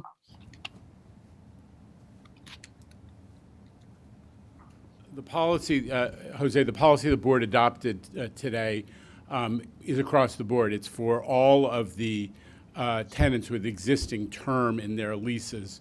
So it applies equally to everybody. It's just that you heard more from the Grand Central tenants who have been, very organized and vocal. Thank you. All right, and we're going to move on, Pat, to a first-time visitor to the news conference, Akash Pashrika. He's of the Columbia News Service. Akash is ready to go. Hi, Chairman. Thanks for taking the time. I have 2 quick questions for you. The first one is, I know that the MTA is running a number of pilots with different technologies to keep the system clean and free of coronavirus. I'm not talking about the Transit Innovation Partnership, which you talked about today. I'm more talking about the UV light, the biostats, the sprayers, and the air filters that were started a few months ago. I'm wondering if you can tell us what the results of each of those pilots are, what the status is, and which technology looks to be most promising right now. Well, look, some of them, pilots are still going on. The antimicrobial, frankly, we are still looking at it. It has been somewhat disappointing on the duration issue, although that research to confirm duration continues. Ultraviolet C light clearly eradicates the COVID-19 virus. It is probably best used in our system in stations, perhaps by robots. There are concerns from an operating point of view about the time and cost it would take to do rolling stock, whether it's subway cars or Metro-North or Long Island Railroad. The air exchange technology that's being pursued by Metro-North and Long Island Railroad, I think, is quite promising. We are watching closely what Kathy Rinaldi at Metro-North and Phil at Long Island Railroad are doing with respect to the air exchange, purification, ionization, electrostatic, et cetera. We're also continuing in terms of innovation. There are others that other concepts and pilots that Mark Dowd and his team are pursuing, and there'll be more to hear about those in the weeks and months ahead. Thank you. And second question is, can you give us an idea for how much has been spent on these pilots since March or since the onset of COVID, roughly? I don't have that at my fingertips, and I'll ask someone in the press shop to get back. Which we will, Akash, thank you. We move on to Dave Colon of the legendary Streets blog. Basketball season's over, so he's got some indiscriminate, some red thing happening there. Whatever. Dave, you're up. It's a high school girls Jersey Shore baseball t-shirt. It's great stuff. Pat, I have one question that you can probably answer better, and then there's another one that maybe either Craig or Sarah can do best. Back in January, I know that you sent, the MTA sent a draft traffic study to the federal government for, kind of explaining how congestion pricing would work. What did your conversations have been like with them since you sent that draft study over? Has anything been moving forward at all? They seem to have the information that they need. So what are you doing with that information? Are you pressing them to do anything here? Look, their non-response over a substantial period of time has been disappointing and baffling, frankly. We've provided all the information that the agencies asked for. There have been numerous calls and meetings, et cetera. At this point, I don't think there's any reason to believe that there'll be any action in the remainder of the year. I'll point out that congestion pricing was $1 billion a year of revenue to the capital plan, $15 billion or 30% of the entire capital plan. It's baffling to me because congestion pricing is a clear, unalloyed environmental good, environmental positive from a funding mass transit point of view, reducing congestion, improving air quality, all of those things. And obviously, given the significantly relatively higher recovery by MTA bridges and tunnels, and as I understand, the Port Authority crossings as well, the pressure on the road system in the region is substantial, and there's no reason to expect that that pressure won't continue to build. And then on the subject of bus lanes, earlier this summer, Sarah sent a letter to the city asking for 60 miles of bus lanes in order to kind of speed up the recovery and get people back onto buses. The city then said, we'll do 20. They've only done 9.1 so far. They will get maybe 17 done by the end of the year if we're lucky. Yesterday, Polly Trottenberg said the model that the city uses for community outreach and putting bus lanes in is probably not working. So I was curious if anyone from the MTA who has to wait on this model also thinks that there has to be a better way for the city to start allocating its street space. Yeah, I mean, look, I think we're in a moment where we should be, breaking some china, and so I agree with Polly that the approach is probably not ideal. Look, there are all kinds of, extremely bureaucratic processes set up within our agencies, at the state level, at the city level, and folks have to fight through those all the time. And some of them make a tremendous amount of sense, and it's important to go through them. And some of them, while you're in the middle of them, you realize they're probably unnecessary, particularly at a moment of crisis. So I agree with Polly. All right, Sarah, you may want to stand by for a moment because the next one is coming from Howard Price of WNBC. As soon as he unmutes. Howard, you're up. Tim, thank you very much. Good afternoon, everybody. Sarah, thanks so much for taking the question. We know that since April, the token booth clerks in the subway system have not been performing cash or MetroCard transactions. But we are aware that the commuter rail ticket agents are in fact performing those same transactions. And we're wondering what makes performing those transactions in the subway system inherently more dangerous than on commuter rail, and whether or not there is some difference in the arrangements that have been made between the MTA and the subway booth clerks union and the one that represents the commuter rail. And if so, why was this done, and is this going to continue? And how then do you make the case, if I can just add this last point, how do you make the case for critical funding when there seems to be a question as to why revenue agents are not bringing in revenue in their token booths? Well, so let me take the second part first. It sounds like you're suggesting that the only thing that station booth agents do is take cash, which is just not accurate. So they have many other job responsibilities, including important customer service ones, and frankly, sometimes a level of security. So I think I just disagree with the premise of your question. And then second of all, yeah, I mean, the railroads and the transit system have separate workforces, separate labor agreements, separate roles and responsibilities, and our employees do different things. So this is, I don't know what to tell you. It's not unique that there would be a workforce that's engaging with their job responsibility in one way, and it would be different at the railroads.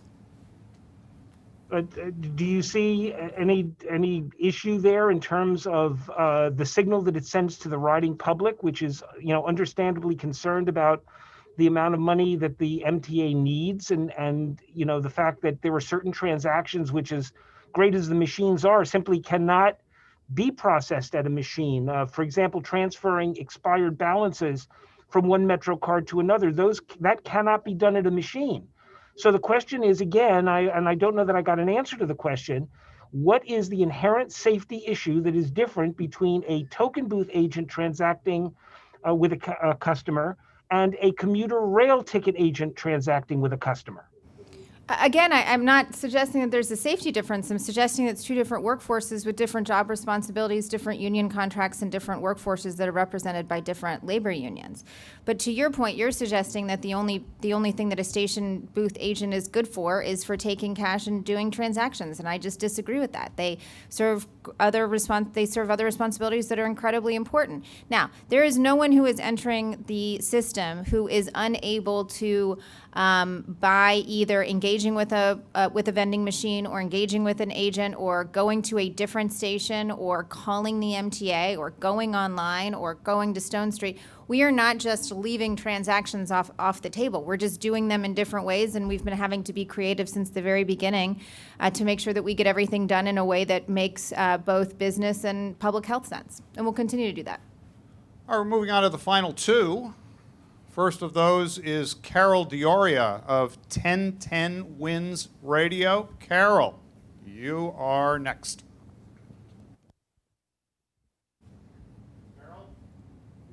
Carol, it's a radio thing. We just need you to unmute the microphone, and you're on the air. That? Go. You hear me now? We do. Okay. Chairman Foy, I spoke to Mitchell Moss this morning. He came out with a report spelling out devastating consequences if these cuts go through.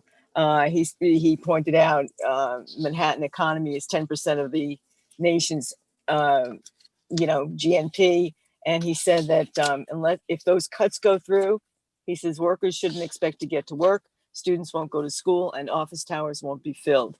So your reaction to that. And the second question, he's recommending that developers, unions, and so forth, everybody go to Washington to press the case. So first, your reaction, please. Well, look, I think that the Rudin Center and Appleseed has done a real public service. The conclusion of their report is that the federal government's failure to fund the MTA at $12 billion, which would force our hand in terms of drastic, draconian, never-seen-before service cuts and layoff of thousands of people, could eliminate, demolish, destroy up to 450,000 jobs by 2022, $50 billion annual reduction in earnings, and a loss of about $65 billion in regional GDP. Those are staggering numbers, never before seen. And the conclusions of the Rudin Center Appleseed report are right on, and I think that the Rudin Center and Appleseed has done a tremendous public service by issuing that report. So one of his suggestions is that developers and the unions, everybody get together, go to Washington to press their case. Do you have any plans for anything like that? Mitchell's right, of course, and we've been doing exactly that since March. That was one of the elements in the success of the first round of CARES funding, $3.9 billion from the MTA. And I think it's fair to say the business community, the real estate community, the not-for-profit community, advocates, importantly, labor unions, both here regionally and their national affiliates in Washington, have been, as well as APTA, the American Public Transit Association, the Trade Association, and our colleagues around the country have been all in on this. Having said that, I do want to say and say thanks and acknowledge the extraordinary work of Minority Leader Schumer, Speaker Pelosi, Chair Anita Lowy, Congressman Hakeem Jeffries, Congressman Espaillat, the entire New York delegation. But we've been doing that, Carol, since the onset of this, and we'll continue to do that. All right, Pat, having heard 1010 wins, we now have a late breaking question from Peter Haskell of WCBS 880 Radio wants to get in with you, and then we're going to close out the proceedings with Alfonso Castillo from Newsday. So first Peter. Peter, we need you to unmute. It's the radio people. Here we go. Question for Sarah about safety and security. Two things. Do you feel as safe and secure on the subway now as opposed to a year ago? And for folks who hear about these recent events, they hear about the concerns of the cops, what do you tell them about whether or not the system is safe? Sorry, Peter. I got your first question, but could you repeat the second question? I'm sorry. Sure. For people who hear about these recent events in the subway and wonder if the subway is safe, what do you tell them about that? So I tell them the system is absolutely safe, but we're not doing our jobs unless we're doing absolutely everything we possibly can to make sure that we keep crime and other safety issues to an absolute minimum. So again, I believe the system is absolutely safe. I'm glad that the numbers are generally low, but my job is to keep them as low as possible. And as I see an uptick, to do whatever I can to bring them back down.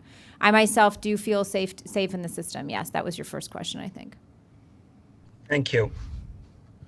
All right, and to take us out today, we're going to the home of the Long Island Railroad, Pat. Alfonso Castillo standing by at Newsday. Alfonso. Hi. Yes, hi. Thanks for doing this, Pat.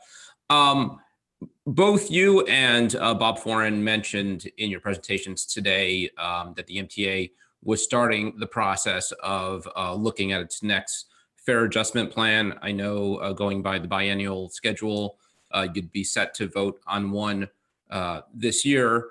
I think it's the first acknowledgement of the MTA's plan to go forward with one. I know some board members and some advocates had been urging you to put it off because of the pandemic and concerns that might discourage some riders from returning to the system.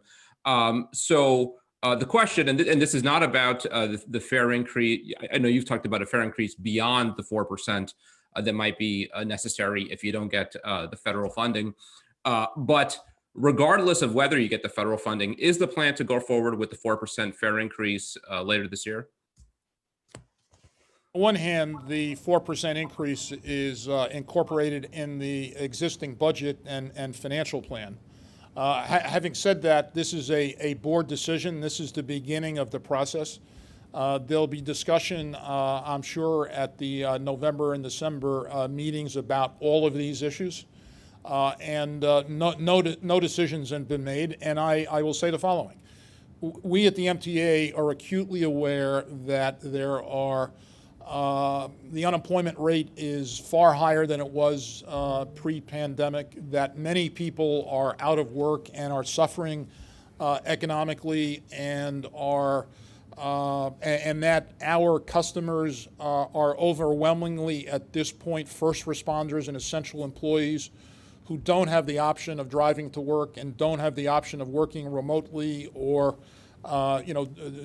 doing their jobs by Zoom. They've got to be in grocery stores or pharmacies or hospital kitchens or firehouses or police stations and at electric plants. I'm not going to go through the whole laundry list, but those are the two considerations, and no decisions have been made. if I can make a quick follow-up.